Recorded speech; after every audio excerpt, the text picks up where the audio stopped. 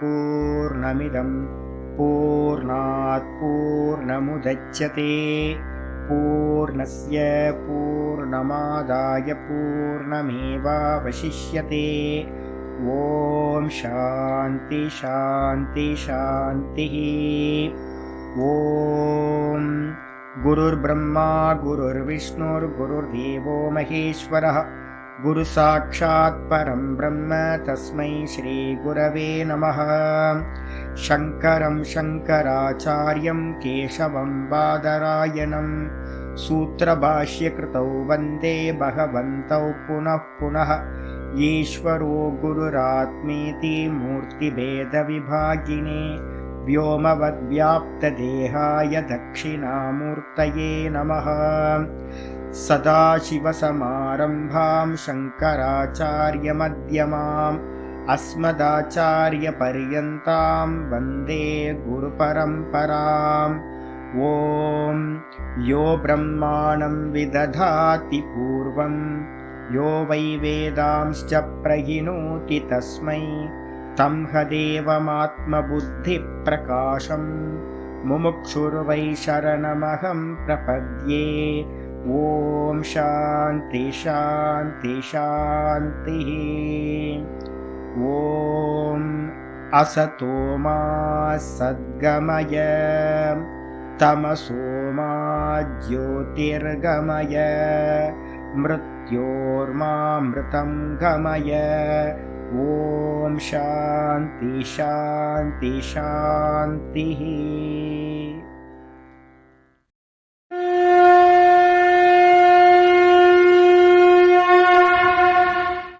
ॐ पार्थाय प्रतिबोधितां भगवता नारायणेन स्वयं व्यासेन ग्रथितां पुराणमुनिना मध्ये महाभारतम् अद्वैतामृतवर्षिणीं भगवतीम् अष्टादशाध्यायिनीम् अम्ब त्वामनुसन्दधामि भगवद्गीते भवद्वेषिणीम्। नमोऽस्तु ते व्यासविशालबुद्धे पुल्लारविन्दाय तपत्रनेत्र येन त्वया भारततैलपूर्णः प्रज्वालितो ज्ञानमयप्रदीपः प्रपन्नपारिजाताय स्तोत्रवेत्रैकपाणये ज्ञानमुद्राय कृष्णाय गीतामृतदुहे नमः। सर्वोपनिषदो गावः दोग्धा गोपालनन्दनः पार्थो वत्ससुधीर्भोक्ता दुग्धं गीतामृतं महत्।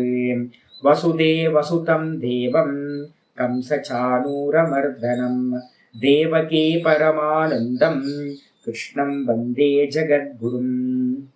भीष्मद्रोणतटां जयद्रथजलां गान्धारनीलोत्पलां शल्यग्राहवती कृपेण वहनी कर्णेन वेलाकुलाम् अश्वत्थामविकर्णघोरमखरां दुर्योधनावर्तिनीं सोत्तीर्णा खलु पाण्डवैरननदीं कैवर्तककेशवः पाराशर्यवचः सरोजममलं गीतार्थगन्धोत्कटं नानाख्यानककेसरं हरिकथा सम्बोधनाभूतितम्। लोके सज्जनषट्पदैरहरः पेपीयमानं मुदा भूयाद्भारतपङ्कजं कलिमलं प्रध्वंसिनः श्रेयसे। मूकं करोति वाचालं पङ्गुं लङ्घयते गिरिं यत्कृपातमहं वन्दे परमानन्दमाधवम्। यं ब्रह्मा वरुणेन्द्ररुद्रमरुतः स्तुन्वन्ति दिव्यैस्तवैः वेदैः साङ्गपदक्रमोपनिषदैः गायन्ति यं सामगाः ध्यानावस्थिततद्गतेन मनसा पश्यन्ति यं योगिनः यस्यान्तं न विदुः सुरासुरगणाः। देवाय तस्मै नमः देवाय तस्मै नमः। ॐ श्रीकृष्णाय परमात्मने नमः। श्रीकृष्ण कृष्ण कृष्ण। ஓம் நாராயண பரோ வியக்தா அண்டமவ்யக்த சம்பவம் அண்டஸ்யாந்தஸ்தினி லோகாஹ சப்தத்வீபாச்ச மேதினி. ஓம். எல்லாருக்கும் நமஸ்காரம். நம்ம பார்த்துக்கிட்டு இருக்கிறது பகவத்கீதையோட பிரதம ஷட்கம் 6 அத்தியாயத்துக்கான தாத்பரிய நிர்ணயம் பார்த்துட்டு இருக்கோம். இதில் ஸ்லோகங்களை பார்த்தீங்கன்னா நம்ம என்ன வகைப்படுத்தியிருக்கோம் அப்படின்னா கர்மம், கர்மயோகம், ஞானம், ஞான நிஷ்டை அப்படின்னு வகைப்படுத்தியிருக்கோம். இதில் இப்போ பார்த்துக்கிட்டு இருக்கிறது பார்த்தீங்கன்னா ஞானத்துக்கான விஷயங்களை பார்த்துட்டு இருக்கோம். ஞானத்தில் பார்த்தீங்க அப்படின்னா 2 சாப்டர், 3வது சாப்டர், 4, 5 பார்த்துட்டு இருக்கோம். 5வது சாப்டரில் 14வது ஸ்லோகம் பார்த்தீங்க அப்படின்னா ஆச்சாரியார் சொல்ல ஆரம்பிச்சிருக்கார். ஞானத்தில் என்ன அப்படின்னு கேட்டிங்கன்னா தத்துவம் 2தோட விஷயங்களையும் பார்த்தீங்கன்னா ஈக்குவல் பண்ணுறது தான் ஞானம் முக்கியமானது. தத்துவமசி முதல்ல என்ன பார்த்துருக்கோம் அப்படின்னா 2வது அத்தியாயத்திலிருந்தே முக்கியமானது லட்சணங்கள் எல்லாமே என்னன்னா நான் கர்த்தா இல்லை, போக்தா இல்லை. முக்கியமானது ஜீவன்கிட்ட இருக்கக்கூடிய கர்த்திருவத்தையும் போக்திருத்துவத்தையும் நீக்கிட்டாவே பார்த்தீங்கன்னா அவன் எப்படி ஆயிடுவான்? சுத்த ஜீவனா ஆயிடுவான். வெறும் நான். இந்த கர்த்திருவம் போக்திருத்துவம் எல்லாமே என்னன்னு கேட்டீங்கன்னா வெறும் கல்பிதம். நான் பார்த்தீங்கன்னா அகர்த்தா அபோக்தா. இந்த தேகம் தான் பார்த்தீங்கன்னா எல்லாத்தையும் பண்றது. 3 குணங்களால் ஆனது தான் எல்லாம் செய்யுது அப்படின்னு புரிஞ்சுக்கிறது. இதை புரிஞ்சுட்டது பார்த்தீங்கன்னா ஈஸ்வரன் இடத்துல பார்த்தீங்கன்னா இதை பார்க்கணும். ஈஸ்வரன் இடத்துல பார்க்கும்போது தான் பார்த்தீங்கன்னா 14வது ஸ்லோகம் ஈஸ்வரனை பற்றி சொல்லிச்சு. ந கர்த்திருவம் ந கர்மாணி லோகஸ்ய சிருஜதி பிரபு ந கர்மபல சம்யோகம் சுபாவஸ்து பிரவர்த்ததே அப்படின்னு ஞானத்தோட முக்கியமான ஸ்லோகம் இது. ஈஸ்வரன் பார்த்தீங்கன்னா கர்த்திருவத்தையும் படைக்கவில்லை, கர்மங்களையும் படைக்கவில்லை. அப்ப யாரு பண்றா அப்படின்னு கேட்டீங்கன்னா ந கர்மபல சம்யோகம். கர்மபல தாத்தான்னு பகவானை நம்ம சொல்லிக்கிட்டே இருக்கோம். கர்ம பலன்களை அவர் தான் கொடுக்கிறார் அப்படின்னு ஒரு பக்தனா இருந்து சொல்றோம். அந்த பக்தனா இருந்து சொல்றது அடுத்த நிலைக்கு ஞானத்துக்கு போகும்போது தான் தெரியுது வாஸ்தவத்துல பகவான் எப்படி இருக்காரு அப்படின்னா கர்ம பலனையும் கொடுப்பதில்லை.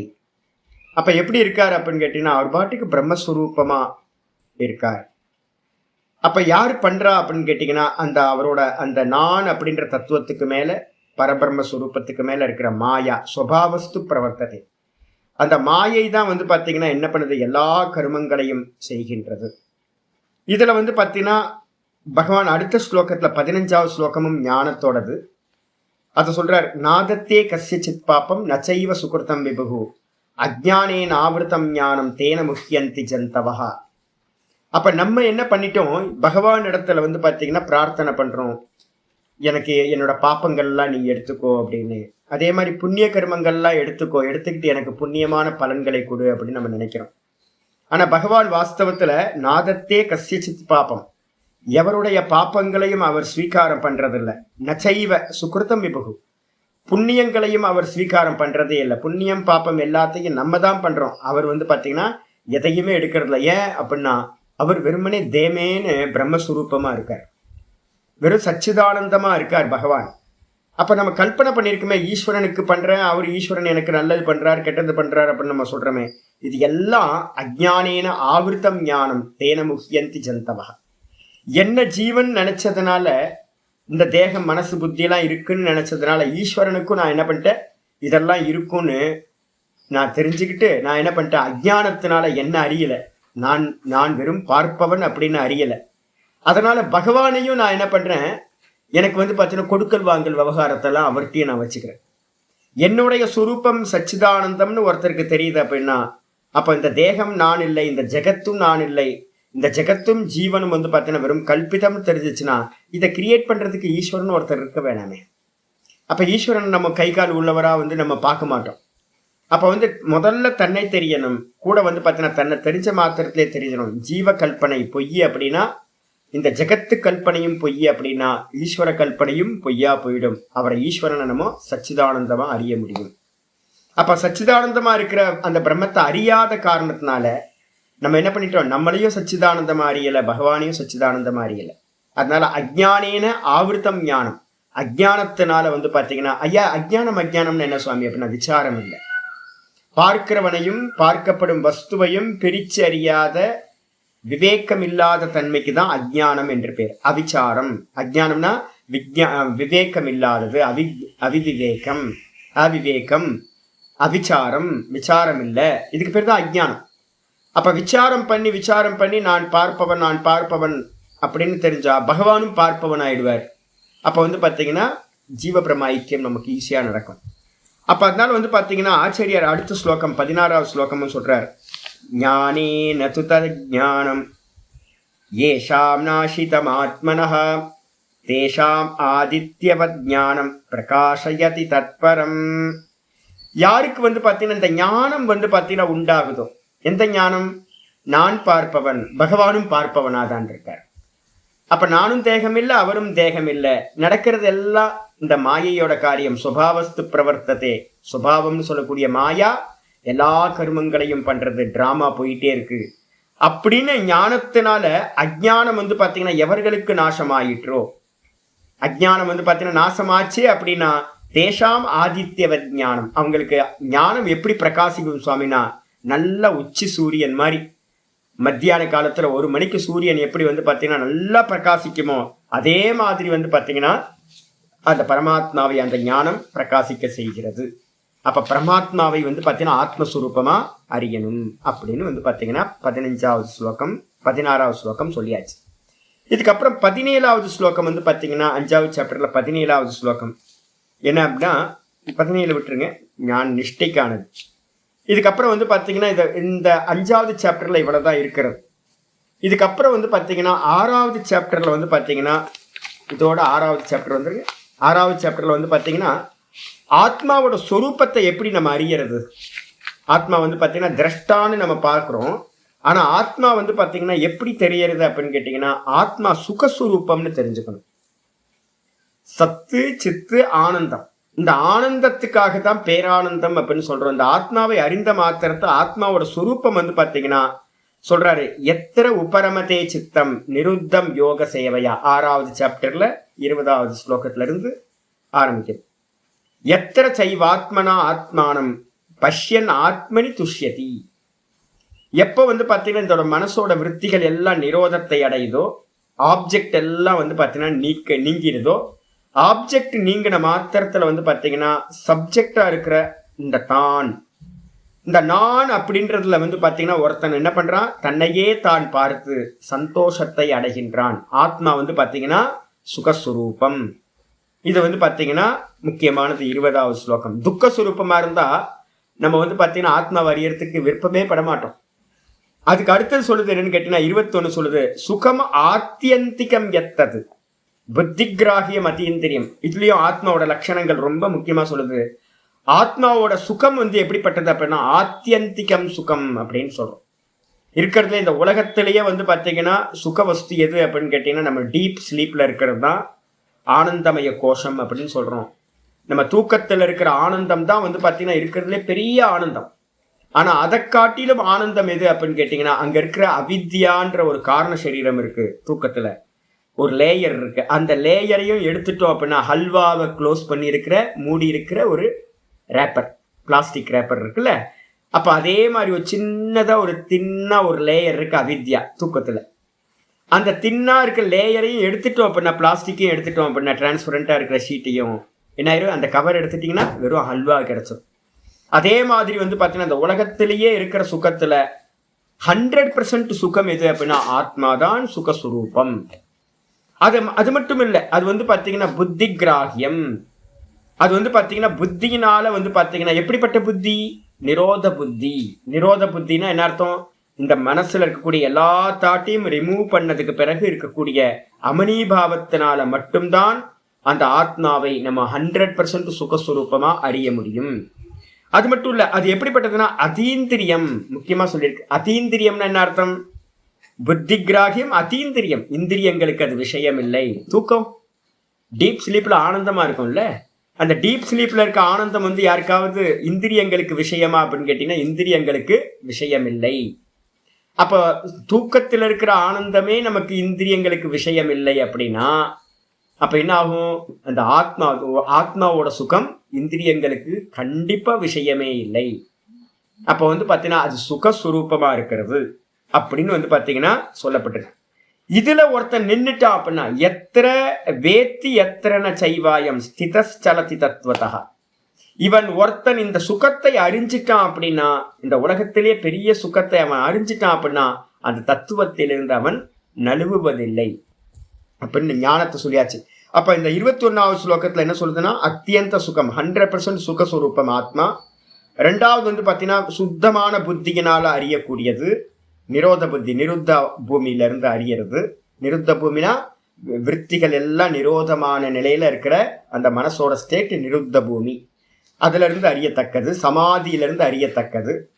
அதுக்கப்புறம் மூணாவது சொல்லுது புத்திகிராகியம் அதீந்திரியம்ன்ற வார்த்தை சொல்லியிருக்கு. இந்திரியங்களை கடந்ததா இருப்பது இந்த ஆத்ம தத்துவம்.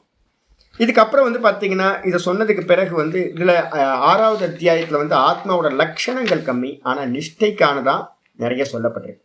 இதோட வந்து பாத்தீங்கன்னா நீங்க என்ன பண்ணுங்க, கம்ப்ளீட் பண்ணீங்க. மொத்த ஞானத்தோட விஷயம் இதோட முடிவடையுது.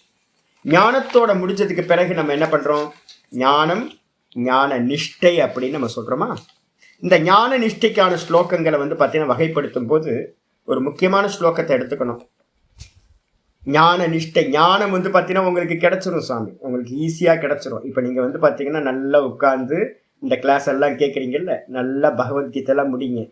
நல்லா வந்து பார்த்தீங்கன்னா விஷ்ணு சஹஸ்ரநாமத்தையும் இந்த யோக சூத்திரத்தையும் முடித்தா உங்களுக்கு வந்து பார்த்தீங்கன்னா ஒரு கிளாரிட்டி நல்லா வந்துடும். இன்னொன்று கொஞ்சம் மனனம் பண்ணும்போது திரும்ப ரிவைஸ் பண்ணி நீங்கள் பார்த்துக்கிட்டே வரீங்க அப்படின்னா திரும்ப திரும்ப திரும்ப ஒரு 4-5 வருஷம் இருக்கீங்க அப்படின்னா இதுலேயே, அப்போ வந்து உங்களுக்கு நல்ல கான்செப்டில் நல்லா புரிஞ்சிடும். ஞானம் இவ்வளவுதான். ஆனால் ஞானம் கிடைச்சாலும் கூட அந்த பலன் எடுக்கணும், ஞானத்தோட பலன் எடுக்கணும் அப்படின்னா ஞான நிஷ்டை அவசியம். இந்த ஞான நிஷ்டைக்கு தான் வந்து பார்த்தீங்கன்னா சுவாமி நீங்கள் வந்து முதல்லையே சாதன சதுஷ்டயம் அதிகம் டீட்டெயில் பேசவே இல்லையே சுவாமி அப்படின்னு யாராவது கேட்கலாம். ஏன்னா முதல்ல சாதன சதுஷ்டயத்தை தான் டீட்டெயிலாக பேசணும். ஆனால் நான் பேசவே இல்லை. ஏன் சுவாமி அப்படின்னு கேட்டிங்கன்னா, முக்கியமானது விவேக சூடாமணியில் வந்து பார்த்தீங்கன்னா ஒரு ஸ்லோகம் இருக்கு. ஆச்சாரியர் சங்கர் வந்து விவேக சூடாமணியில் 18வது ஸ்லோகம் எழுதுறார். சாதனான் யத்ர சத்வாரி, விவேக சூடாமணி 18 நம்பர் 18 ஸ்லோகம். சாதனான் யத்ர சத்வாரி கதிதானி மனிஷிபிஹி ஏஷு சத்ஸ்வேவ சந்நிஷ்டா யதபாவேன சித்யதி. அற்புதமான ஸ்லோகம் விவேகச்சூடாமணியில. சாதனானி அத்திர சத்வாரி, சாதனங்கள் வந்து பார்த்தீங்கன்னா 4 விதமான சாதனங்களை சாஸ்திரங்கள் பெரியவங்க கதிதானி மனிஷிபிகி, ரிஷிமார்களால் முனிவர்களால் பெரியவங்களால் 4 சாதனங்கள் சொல்லப்படுகின்றன. விவேகம், வைராக்கியம், அதுக்கப்புறம் வந்து பார்த்தீங்கன்னா சமாதி, ஷட்க சம்பத்தி, முமுக்ஷுத்துவம், இந்த 4 விஷயங்கள் சொல்லப்படுது.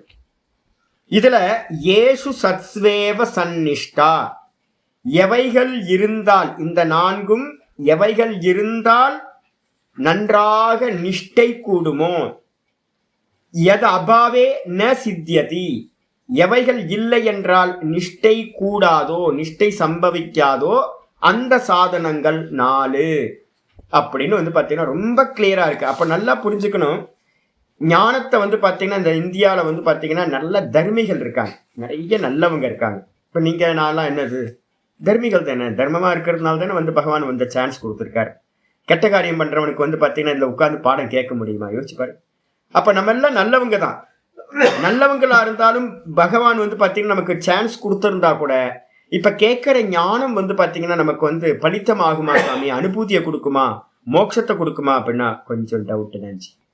ஏன் அப்படின்னா நம்மளாம் நல்லவங்களா இருக்கும், அதான் பிரச்சனை. அப்ப நல்லவன் வந்து பாத்தீங்கன்னா எப்போ சாதன சதுஷ்டயத்தை அடையிறானோ அப்பதான் அவனுக்கு வந்து பாத்தீங்கன்னா நிஷ்டையை கூடுறது, அந்த மோட்சத்தை அடையிறதுக்கான பாக்கியம் கிடைக்கும். அப்போ ஒருத்தர் வந்து பாத்தீங்கன்னா கொஞ்சம் கொஞ்சம், இப்ப நம்மள்ட்ட எல்லாம் சாதன சதுஷ்டயம் இருக்கா, கொஞ்சோண்டு விவேகம் இருக்கு, கொஞ்சோண்டு வைராக்கியம் இருக்கு. அந்த சமாதி ஷட்க சம்பத்தியில 6 குவாலிட்டி சொல்றோம். சமம், தமம், உபரதி, திதிக்ஷா, ஸ்ரத்தா, சமாதானம். சமம்ன்றது வந்து பார்த்தீங்கன்னா மனோ நிகிரகம், தமம்ன்றது இந்திரிய நிகிரகம், இந்திரியங்கள் அடக்குதல், மனோ நிகிரகம்னா மனதை அடக்குதல். அப்புறம் தமம், சமம், தமம், உபரதி, ஷட் டவுன், எல்லா கர்மங்கள்ல இருந்தும் ஷட் டவுன் பண்றது. 2 அர்த்தம் இருக்கு. உபரதினா என்ன அர்த்தம், எல்லா கர்மங்களையும் ஷட் டவுன் பண்ணி சன்னியாசம் எடுக்கிறது, இல்லை அப்படின்னா சுதர்மத்தை பண்றது. அப்போ லிமிட் ஆகிடும் உங்களுக்கு. இதுக்கு பேர் உபரதின்னு பேர். திதிக்ஷா சகிச்சுக்கிறது, எல்லா டுவாலிட்டியையும் சகிச்சுக்கிறது திதிக்ஷா. ஸ்ரத்தா 100% ஸ்ரத்தையோட சாஸ்திரம் சொல்றதுலையும் ஆச்சாரியர் சொல்றதுலையும் நம்பிக்கை வைக்கிறது. அதுக்கப்புறம் சமாதானம். இந்த எல்லா 5 குவாலிட்டி வரும்போது மனசு எப்படி ஆயிடும்? சமாதியை அடைந்ததா சகுனத்துல நல்லா எஸ்டாப்ளிஷ் ஆயிடும். அதை வச்சுக்கிட்டு தான் நம்ம என்ன பண்றோம் அப்படின்னு கேட்டீங்கன்னா, முமுட்சுத்துவம் ஒருத்தருக்கு உண்மையிலேயே முமுட்சுத்துவம் அப்பதான் உண்டாகும். அப்பதான் பாத்தீங்கன்னா இந்த வேதாந்தம் நமக்கு நிஷ்டையை கொடுக்கறதா ஆகும். அப்ப அதனால பாத்தீங்கன்னா எப்போ நிஷ்டைக்காக நம்ம போறோமோ அப்பதான் பாத்தீங்கன்னா இந்த சாதன சதுஷ்டயத்தோட இம்பார்ட்டன்ட் பாத்தீங்கன்னா ரொம்ப முக்கியமாகுது. அதனால பாத்தீங்க அப்படின்னா கொஞ்சம் கொஞ்சம் இப்ப இருக்கு, பகவான் வாய்ப்பு கொடுத்திருக்கார், கேட்டாச்சு. ஆனா நீங்க என்ன பண்ணணும்? மனனம் பண்றதுக்கு அப்புறம் மெதுவா மெதுவா மெதுவா சாதன சதுஷ்டயத்துல தான் கவனம் கொடுக்கணும். சப்தங்கள் ஒரு அளவுக்கு மேல ஹெல்ப் பண்ணாது, சப்தங்களை அடுத்து அனுபூதிக்கு போயாகணும். அதனால பாத்தீங்கன்னா ஆச்சாரியர் என்ன பண்றாரு அப்படின்னா, விவேகச்சுடாமணியோட 18வது ஸ்லோகத்தை நம்ம வச்சுக்கிறோம், மனசுல வச்சுக்கிட்டு நிஷ்டையை ஆரம்பிக்கிறோம். நிஷ்டையை ஆரம்பிக்கும் போது பாத்தீங்கன்னா 2வது அத்தியாயம் ஆரம்பிக்கிறார். 2வது அத்தியாயத்திலேயே பாத்தீங்க அப்படின்னா 55வது ஸ்லோகத்திலிருந்து பாத்தீங்கன்னா ஸ்தித பிரஜ்ஞ லட்சணம் அப்படின்னு ஆரம்பிக்குது. 2வது அத்தியாயத்துல அந்த ஸ்தித பிரஜ்ஞ லட்சணத்துல பாத்தீங்கன்னா ஒரு ஞானத்துல நிலை பெற்றவன், யாரு ஞானத்துல பாத்தீங்கன்னா எஸ்டாப்ளிஷ் ஆயிருக்கானோ அவன் பாத்தீங்கன்னா எப்படி இருப்பான் அப்படின்றத பத்தி சொல்லுது. அதுல பாத்தீங்கன்னா 55ல இருந்து பாத்தீங்கன்னா 70 ஸ்லோகம் வரைக்கும் இருக்கிறது எல்லாமே நிஷ்டைக்கான விஷயம். ஞானி புருஷருக்கு நிஷ்டனுக்கு எது சுவாபாவிகமா இருக்கோ அதை ஒரு முமுட்சுவானவன் ஞான நிஷ்டைய விரும்புகின்றவன் அதை பிராக்டிஸ் பண்ணணும். மெதுவா மெதுவா மெதுவா தன்னிடத்தில் அதை கொண்டுட்டு வரணும் பிராக்டிஸ் பண்ணி அப்படின்னு ஆச்சாரியர் பாஷ்யத்துல ஆரம்பிக்கும் போதே சொல்றாரு அதை. அப்ப அதனால 55வது ஸ்லோகம் என்ன சுவாமி அப்படின்னா, பிரஜகாதியதா காமான் சர்வான் பார்த்த மனோகதான் ஆத்மன் ஏவாத்மனா துஷ்டக ஸ்தித பிரஜ்ஞஸ்ததோச்யதே அப்படின்னு ஆரம்பிக்குது. நான் உங்களுக்கு அந்த ஒவ்வொரு ஸ்லோகத்துக்கும் இதெல்லாம் சொல்லியிருக்கேன், நான் ஹெட்டிங்லாம் கொடுத்து வியாக்கியானம் ரொம்ப டீட்டெயிலாக பண்ணியிருக்கேன். இதுல 55வது ஸ்லோகம் என்னன்னு கேட்டீங்கன்னா காமத்தியாகம் அப்படின்னு பேர். காமத்தியாகம் பாத்தீங்கன்னா 55 கூட 71. 71வது ஸ்லோகத்திலேயே பாத்தீங்கன்னா இருக்கு, விகாய காமான்ய சர்வான் புமான் சரதி நிஸ்பிருகஹ நிர்மமோ நிரஹங்காரக சசாந்திமதி கச்சதி அப்படின்னு. முதல்ல காமத்தை பாத்தீங்கன்னா பிரஜகாதி யதா காமான் சர்வான், எல்லாத்துலயும் சர்வான் சர்வான் வார்த்தை இருக்கு. எல்லா காமங்களையும் விடுறதுனா எப்படி சாமி விடுறது அப்படின்னா பொய் பொய் பொய் பொய் பொய் பொய் பொய் சொல்லணும். நான் அதோட உங்களுக்கு ப்ராக்டிஸ் கொடுத்துக்கிட்டே இருக்கேன். எதெல்லாம் பார்க்கிறோமோ அதெல்லாம் பொய், எதெல்லாம் கேட்கிறோமோ எல்லாம், இந்த மொத்த ஜெகத்தும் இந்த ஜீவனும் எல்லாம் பொய். ஒரே ஒரு தத்துவம், பார்க்கிறவன் மட்டும்தான் சத்தியம் அப்படின்னு மெதுவா மெதுவா இது சிரவணம் காலத்திலையும் மனனம் பண்ணி பண்ணி பண்ணி பண்ணி பாவிச்சு பாவிச்சு பாவிச்சு இந்த உலகத்துல எனக்கு அடைய வேண்டியதே இல்லை அப்படின்னு ஒருத்தனுக்கு மனசு வந்துச்சுன்னா மனசு எப்படி இருக்கும்? சாந்தமா கிணத்துல போட்ட கல்லு மாதிரி அப்படி இருக்கும். அதான் நிஷ்டைக்கு சாதனம். அப்போ 55 அதே மாதிரி பாத்தீங்கன்னா 71 இந்த 2 ஸ்லோகங்களும் காமத்தியாகும். அதுக்கப்புறம் 56 சொல்லுது. 56 பாத்தீங்க அப்படின்னா துக்கேஷ்வனுத்விக்னமனாஹ சுகேஷு விகதஸ்பிருகஹ வீதராகபய குரோதஹ வீதராகபய குரோதக ஸ்திததீர் முனிருச்யதே. நல்ல ஸ்லோகம். துக்கேஷ்வனுத்விக்னமனாஹ சுகேஷு விகதஸ்பிருகஹ, துக்கம் வரும்போது பாத்தீங்கன்னா தோண்டு போகாம ஐயோ அப்படின்னும், சுகம் வரும்போது பாத்தீங்கன்னா கூஸ் பம்ஸ் ஆகி துள்ளி குதிக்காம, இந்த ரெண்டுத்திலையும் பாத்தீங்கன்னா சமமா இருக்கிறவன் எவனும். இந்த ரெண்டுத்திலையும் பாத்தீங்கன்னா விட்டுட்டு சுகத்திலையும் துள்ளி குதிக்க கூடாது, அதே மாதிரி பாத்தீங்கன்னா துவண்டு போக கூடாது துக்கம் வரும்போதும். அதே மாதிரி பயத்தை விட்டுறணும், வீத்தராக பயக்ரோதக, ஆசைகளை பூர்ணமா விட்டுறணும், கூட பாத்தீங்கன்னா பயத்தை விட்டுறணும், கோபத்தை விட்டுறணும். இது எல்லாம் ஞானத்தினால ஞானத்தை பாவிக்க பாவிக்க பாவிக்க நடக்கணும். இதுக்காக தான் சொல்றோம் நிஷ்டைக்கு முன்னாடி பாத்தீங்கன்னா மனனம், மனனத்தோடு சேர்ந்த பாவம், இந்த ரெண்டும் பாத்தீங்கன்னா ஒரு பெரிய பார்ட் இருக்கு. எல்லாத்தையும் பாத்தீங்கன்னா காமம் வரும்போதெல்லாம் என்ன இதுதான் வெறும் திருஷ்யம் தானே, வெறும் திருஷ்யம் தானே, நான் பார்க்கிறேன்ல, நான் பார்ப்பவன் பார்ப்பவன் இது திருஷ்யம் அப்படின்னு எல்லா ஆசைகளும் விடணும். சுகம் சம்பவிக்கும் போதும் அந்த சுகத்தையும் பார்க்க ஆரம்பிக்கணும். துக்கம் சம்பவிக்கும் போது அந்த துக்கத்தையும் பார்க்க ஆரம்பிக்கணும். ராகம் வந்தாலும் பயம் வந்தாலும் எந்த தாட்டு வந்தாலும் இது திருஷ்யம் திருஷ்யம்னு பார்த்து பார்த்து பார்த்து அதுல என்ன பண்ணணும் அப்படின்னு கேட்டீங்கன்னா, நான் பார்ப்பவன் பார்ப்பவன் சொல்லி சொல்லி சொல்லி என்ன பண்ணணும், ஸ்திததீர் முனிருச்சியதே, எவன் காமத்தையும் ஆசைகளையும் பயத்தையும் குரோதத்தையும் தியாகம் பண்ணிட்டு இந்த சுகத்திலையும் துக்கத்திலையும் ஈக்குவலா இருக்கானோ அந்த முனிவன் ஸ்திதப்பிரஜன் என்று சொல்லப்படுகிறான். இதை பிராக்டிஸ் பண்றதுக்கு என்ன பண்ணிருக்கோம் தெரியுங்களா, கர்மயோகத்திலே பிராக்டிஸ் பண்ணியிருக்கோம். கர்மயோக ஸ்லோகத்தெல்லாம் பாருங்க, லாப நஷ்டத்திலையும் சுகதுக்கத்திலையும் சுகதுக்கே சமயக்கிருத்வா லாபா லாப ஜயோ ஜயவ் ததோ யுத்தாய யுஜஸ்வ நைவம் பாப்பம் வாப்சின்னு 2வது அத்தியாயத்துல 38வது ஸ்லோகத்திலேயே ஆரம்பிச்சாச்சு. கர்மயோகத்தோட பிராக்டிஸே எதுக்காக அப்படின்னு கேட்டீங்கன்னா, நான் ஏற்கனவே சொல்லியிருக்கேன், கர்மயோகம் பண்ணாதவனுக்கு நிஷ்டை கை கூடாது. ஞானம் கிடைச்சிரும், நிஷ்டை பார்த்தீங்கன்னா சம்பவிக்கவே சம்பவிக்காது. அர்த்தத்தெல்லாம் புரிஞ்சுக்கலாம், ஆனா உங்களுக்கு ஹெல்ப்பே பண்ணாது. அதனால தான் சொல்லியிருக்கேன், நிஷ்டைக்கு போகணும் அப்படின்னா நம்ம பார்த்தீங்கன்னா நல்ல மனசு செட்டில் ஆகணும். துவந்துவங்கள்ல இருந்து அந்த துவந்துவங்கள்ல இருந்து செட்டில் ஆகிறது தான் பார்த்தீங்கன்னா கர்மயோகம் ஆரம்பிச்சு வைக்குது. அதுக்கப்புறம் ஞானம் வரும்போது என்ன பண்றீங்க, நல்லா நேத்தின்னு திருஷ்யம் திருஷ்யம் திருஷ்யம்னு நேத்தி பண்ணிக்கிட்டே இருந்தீங்கன்னா மனசு நல்லா செட்டில் டவுன் ஆயிடும். இதான் பார்த்தீங்கன்னா நிஷ்டைக்கான உபாயம் சொல்லுது.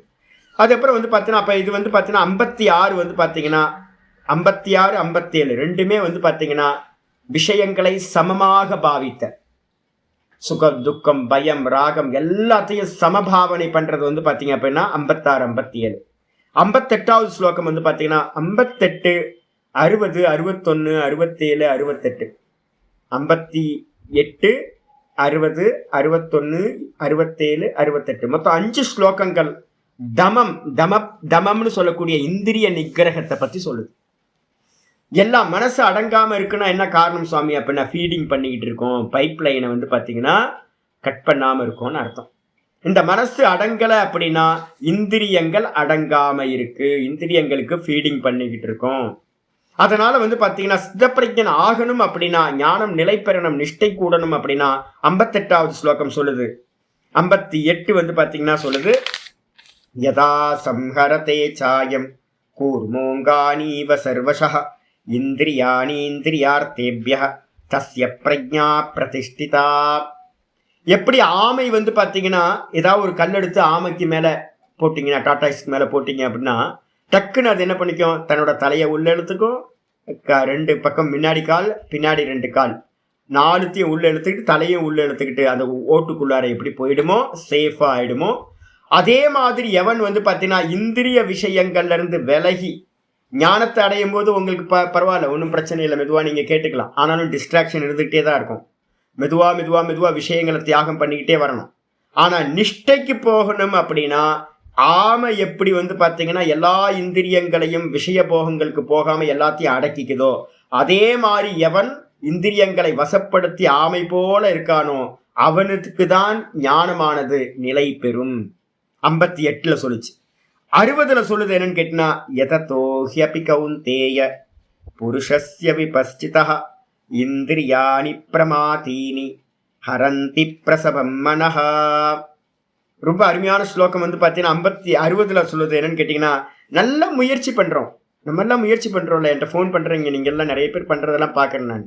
எல்லாருக்கும் முயற்சி இருக்குது, நல்லா எஃபோர்ட் போடுறோம், நிறைய கிளாஸஸ் எல்லாம் திரும்ப கேட்குறோம், சாத்விகமாக இருக்கும், நல்ல தர்மமாக இருக்கும், எல்லாமே இருக்கும். இந்தியா ஃபுல்லாக இருக்கிற வேதாந்தம் கேட்குறவங்களும் ரொம்ப நல்லவங்க, பவித்திரமானவங்க தான். ஆனாலும் முயற்சி பண்ணினாலும் கூட பார்த்தீங்கன்னா நல்ல விவேகம் இருக்கிற விபஸ்சிதக புருஷஸ்ய, நல்ல விவேகம் இருக்கிற நல்ல வேதாந்தத்தை கேட்டுக்கிட்டு இருக்க மனுஷனாக இருந்தாலும் கூட இந்த இந்திரியங்கள் இருக்கு சரி, எல்லாமே சின்ன வயசுலேருந்து நான் பார்த்துக்கிட்டே இருக்கேன், 25 வருஷமா எல்லாத்துக்கும் ப்ராப்ளம் இது அப்படின்னா அந்த சென்ஸ் ஆர்கன்ஸ் பார்த்தீங்கன்னா கண்ட்ரோலுக்கு வர மாட்டேங்குது. பெரிய பெரிய ஞானிகள்லாம் இருக்காங்க, ரிஷிகேஷில் போய் பார்த்தீங்க அப்படின்னா ஐயோ சூப்பரான ஆட்கள்லாம், சாஸ்திரத்தில் நிபுணத்துவம்லாம் அப்படி இருக்கும். நான்லாம் பார்த்தீங்க அப்படின்னா பக்கத்தில் போய் நிற்க முடியாது, தூசி தான் நான்லாம், எனக்கு நல்லா தெரியும் என்னை பற்றி. அப்போ பார்த்தீங்கன்னா பெரிய ஞானி புருஷர்கள் சாஸ்திரத்துல நல்ல நிபுணத்துவம் உள்ளவங்க லட்சக்கணக்கான பேர் இருக்காங்க, ஆயிரக்கணக்கான பேர் இருக்காங்க. ஆனால் பார்த்தீங்கன்னா நிறைய சாதுக்களுக்கு என்னன்னு கேட்டிங்கன்னா இந்திரியம் அடங்காதுங்க. இந்த நாக்கு பார்த்தீங்கன்னா அடக்க முடியாது, பெரிய ப்ராப்ளம் இது. நாக்கு தான் வந்து ரொம்ப கஷ்டம். வயசாக வயசாக நாக்கு வந்து பார்த்தீங்கன்னா பலமாயிட்டே போகும். அப்போ அதனால வந்து பார்த்தீங்கன்னா இந்திரியாணி பிரமாதீனி, இது எப்படி பண்ணுது அப்படின்னா இந்திரியங்கள் வந்து பார்த்தீங்கன்னா நல்லா வந்து பார்த்தீங்கன்னா கடைஞ்சு எடுக்கிறதா இருக்கு. அப்படி கடைஞ்சு எடுத்துக்கிட்டு வந்து பார்த்தீங்கன்னா பிரசவம் ஹரந்தி, வலுக்கட்டாயமா இந்திரியங்கள் எவ்வளவுதான் படிச்சாலும் முயற்சி பண்ணாலும் இந்திரியங்கள் என்ன பண்ணுது, வெளியில் இழுத்துட்டு போயிடும். அதனால உங்களுக்கு ஞானம் நிலை பெறணும்னா என்ன பண்ணணும் சுவாமி அப்படின்னா 61வது ஸ்லோகம் சொல்லுது, தானி சர்வாணி சம்யம்ய யுக்த ஆசீத மத்பரஹ வசேஹி யஸ்யேந்திரியாணி தஸ்ய பிரஜா பிரதிஷ்டிதா. அப்ப அதனால வந்து பார்த்தீங்கன்னா ஒரு சாதகன் ஞான நிஷ்டையை அடையணும் அப்படின்னா முதல் காரியம் என்ன பண்ணணும்னா தானி சர்வாணி சம்யம்ய, இந்திரிய விஷயங்களை என்ன பண்ணணும் 100% ஜீவிக்கிறதுக்கு என்ன உண்டோ அதை மட்டும்தான் வந்து பார்த்தீங்கன்னா இந்த ஜீவிக்கிறதுக்கு என்னது சாப்பாடு, அதுலேயும் சுவைக்காக போகாம வெறும் உணவு, ஒருவேளை உணவு எடுத்துக்கிட்டு அதில் கொஞ்சோண்டு ரொம்ப எவ்வளோ ஜீவிக்கிறதுக்கு எவ்வளோ தேவையோ அவ்வளோ மட்டும் எடுத்துக்கிட்டு பேசாமல் இந்திரியங்களுக்கு ஆடியோ வீடியோ எல்லாத்தையும் கட் பண்ணுறது, எல்லா இந்திரியங்களோட விஷயங்களையும் கட் பண்ணிட்டு பேசாம அகம் அகம் அகம் அகம்ன்ற ஸ்புரணத்துல நிக்கிறது தான் அவன் பண்ண வேண்டியது. நீங்க அகத்துல நிக்கணும் அப்படின்னா பாகியத்துல இருக்கிற பைப் லைன் எல்லாம் என்ன பண்ணணும், கட் பண்ணணும். அப்போ தானி சர்வாணி சம்யம்ய, நல்லா இவற்றை வெளியில போகக்கூடிய இந்திரியங்களை அடக்கி சம்யமனம் பண்ணி யுக்த ஆசீத மத்பரக, நல்ல சமாதியோடு வந்து பார்த்தீங்கன்னா ஒருத்தன் என்ன பண்ணிட்டோம், மத்பரக அந்த ஆத்மாவையே அடைய வேண்டும் என்ற லட்சியத்தோடு ஆசீத உட்காரட்டும், ஆசனத்துல இருக்கட்டும். வசேகி யஸ்யேந்திரியாணி, எவனுடைய இந்திரியங்கள் நன்றாக வசப்பட்டதோ அவனுடைய அறிவானது அவனுடைய பிரஜையானது பிரதிஷ்டிதான் நிலை பெற்றதாக ஆகும். அப்ப நல்லா தெரிஞ்சுங்க, இந்திரிய நிகிரகம் தேவையில்லை, புரிஞ்சா போதும். ஆமா, புரியறதுக்கு எதுக்குங்க இந்திரிய நிகிரகம், யோசிச்சு பாருங்க. புரிஞ்சா போதும்னா எதுக்கு, புரிஞ்சுக்கிறதுக்கு எதுக்கு இந்திரிய நிகிரகம் தேவை, மனோ நிகிரகம் தேவை, ஒன்றும் தேவையில்லை. அதனால வந்து பார்த்தீங்கன்னா புரிஞ்சா போதும்னு சொல்லிட்டீங்கன்னா ரொம்ப லிபரேஷன் கிடைச்சிருது. ஏன் சக்சஸ் ஆச்சு தெரியுங்களா? ஒரு 20-30 வருஷத்துல வந்து பார்த்தீங்கன்னா இந்திரிய நிகிரகம் தேவையில்லை, யோகம் தேவையில்லை, மனசு அடக்க வேணாம், ஜபம் தியானம் பிராணாயாமம்லாம் தேவையில்லை. நம்ம வந்து பார்த்தீங்கன்னா புரிஞ்சா போதும் அப்படின்ற ஒரு வேதாந்தம் சக்சஸ் ஆனதுக்கு காரணமே என்னன்னா நமக்கு இந்திரியங்களை நிகிரகம் பண்றது கஷ்டம். அப்ப ஃப்ரீயா விட்டுட்டு புரிஞ்சா போதும்னா எவ்வளவு நல்லா இருக்கல, ஆனந்தமா இருக்கல, அப்பா பெரிய கவலை விட்டுச்சு அப்படின்னு. ஏன்னா இந்திரியங்களையும் மனசையும் அடக்கிறது தான் இருக்கிறதுலே பெரிய கஷ்டம். அப்ப என்ன பண்ணியாச்சு, புரிஞ்சா போதும்ன்றதுக்கு வந்து பாத்தீங்கன்னா இந்திரிய நிகிரகம் மனோ நிகிரகம் தேவையில்லை. ஆனா நானா நிக்கணும் அப்படின்னா, ஸ்திதப்பிரஜனா ஆகணும் அப்படின்னா, சொரூப பிரதிஷ்டா ஆகணும் அப்படின்னா இந்திரிய நிகிரகங்கள் தான் செய்ய வேண்டும் சொல்லியாச்சு. இதுக்கப்புறம் வந்து பார்த்தீங்கன்னா 60 வந்து 60 61 கூட வந்து 67 எடுத்துங்க. 61க்கு அப்புறம் 67, இந்திரியாணாம் ஹிச்சரதாம் யன்மனோனு விதீயதே ததஸ்ய ஹரதி பிரஜ்ஞாம் வாயுர்நாவ மிவாம்பசி. ரொம்ப அற்புதமான ஸ்லோகம் சொல்றார். இந்த இதுல போயிட்டு இருக்க வண்டி வந்து பார்த்தீங்கன்னா நம்ம போட் வந்து பார்த்தீங்கன்னா தண்ணியில போயிட்டு இருக்குன்னு வச்சுங்க. அப்ப என்ன ஆகும், இந்திரியானாம் ஹி சரதாம் என்மனோ அணுவிதீயத்தை ததஸ்ய ஹரதி பிரஜ்ஞாம் வாயுர் நாவம் இவாம்பசி. எப்படி வந்து தண்ணியில சமுத்திரத்துல ஒரு போட்டு போயிட்டு இருக்கு, அது வந்து பாத்தீங்கன்னா நல்ல ஒரு சைக்ளோன் வந்துச்சுன்னா எப்படி இழுத்துக்கிட்டு போயிடுமா அந்த போட்டு வந்து பாத்தீங்கன்னா காத்துக்கு முன்னாடி சைக்ளோனுக்கு முன்னாடி எப்படி நிக்க முடியாதோ அதே மாதிரி வந்து பாத்தீங்கன்னா இந்திரியங்களுக்கு பின்னாடி போகக்கூடிய மனது, இந்திரியங்கள் தான் வந்து பாத்தீங்கன்னா சைக்ளோன் மாதிரி இந்த மனசை என்ன பண்ணும், கவர்ந்து இழுத்துக்கிட்டு தன் வசப்படுத்தி கொண்டுட்டு போயிடும், நமக்கு கமாண்டிங் பண்ணுது. அப்ப மனசு வந்து பாத்தீங்கன்னா அகமகம்ல நிக்குமான்னு கேட்டீங்கன்னா அகமகம்லனா நிக்க முடியாது, இந்திரியங்கள் பின்னாடியே இது போய்கிட்டே இருக்கும் அப்படின்னு வந்து பாத்தீங்கன்னா 67ல வந்து பாத்தீங்கன்னா சொல்லுது. 68வது ஸ்லோகமும் வந்து பாத்தீங்கன்னா ஒரு கமாண்ட் பண்றாரு ஜீவன் யாரெல்லாம் நிஷ்டை அடையணுமா அவங்களுக்கெல்லாம், தஸ்மாத் யஸ்ய மகாபாஹு நிக்ரஹீதானி சர்வசஹ இந்திரியாணி இந்திரியார்த்தேப்யஹ தஸ்ய பிரஜ்ஞா பிரதிஷ்டிதா. ரொம்ப அற்புதம். ஒன்னு சொல்லிட்டு அதுக்கப்புறம் கமாண்டிங், ஒன்னு சொல்லிட்டு ஒரு கமாண்டிங் நமக்கு கட்டளை சொல்றாரு. அப்போ வந்து இந்த எக்ஸாம்பிள் சொன்னதுக்கு பிறகு சொல்ற தஸ்மாத், ஆகவே ஏ மகாபாகோ, ரொம்ப புஜபலம்லாம் உனக்கு ரொம்ப அதிகமா இருக்கு, உன் ஷோல்டர்லாம் பெரிய ஷோல்டர், பெரிய யோத்தானி, பெரிய யோதாவா இருக்கட்டும் எவ்வளவு பெரிய வீரனா இருக்கட்டும், இந்த இந்திரியங்களையும் மனசையும் அடக்கிறது இருக்கே, அதுதான் பெரிய வீரம், தீரம்.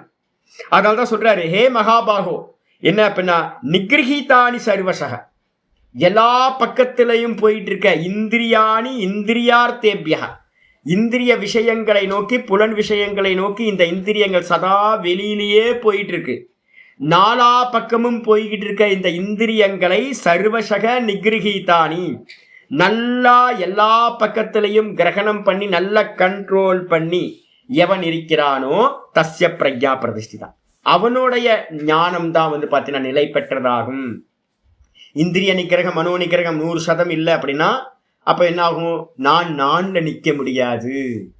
தர்ம காரியத்துல இருக்கலாம், வேதாந்தம் பேசிக்கிட்டு இருக்கலாம். நிறைய பேர் வேதாந்தம் பேசியே ஜீவனத்தை முடிச்சுட்டவங்க இருக்காங்க. அதனால வந்து பார்த்தீங்கன்னா ஜீவனத்தை வந்து பார்த்தீங்கன்னா போடுறதோ போயிட்டு இருக்கிறதோ வேதாந்தம் பேசிக்கிட்டு இருக்கிறதோ அது சொரூப நிஷ்டை இல்லை. நிறைய பேர் நினைச்சிட்டாங்க புரிஞ்சா போதும்னு சொல்லிட்டு வேதாந்த கிளாஸ் எடுத்துக்கிட்டே இருந்தீங்கன்னா அப்போ வந்து பார்த்தீங்கன்னா தான்ல எஸ்டாப்ளிஷ் ஆகிறது சம்பவிக்காது. இதெல்லாம் கமாண்டிங்.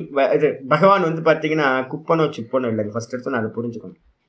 குப்பன் சிப்பனா இருந்தால் வந்து பார்த்தீங்கன்னா தூக்கி ஓரமாக போட்டலாம், போட்டோம்பா புரிஞ்சா போதும், அவர் ஏதோ சொல்லியிருக்காரு, நம்ம சொல்லுவோம்ல, அவர் ஏதோ சொல்றாரு இருந்துட்டு போட்டோமே. வீட்டில் யாராவது பெரியவங்க இருப்பாங்க, தாத்தா யாராவது வந்து ஏதாவது சொல்லுவாங்கன்னு வச்சுங்களேன், அவர் ஏன்பா இது பண்ணாதீங்க அப்படின்னு, அவர் அப்படிதான் சொல்லுவார், நம்ம காரியத்தை பண்ணுவோம் அப்படின்ட்டு உதாசீனப்படுத்திட்டு போயிடுவோம்.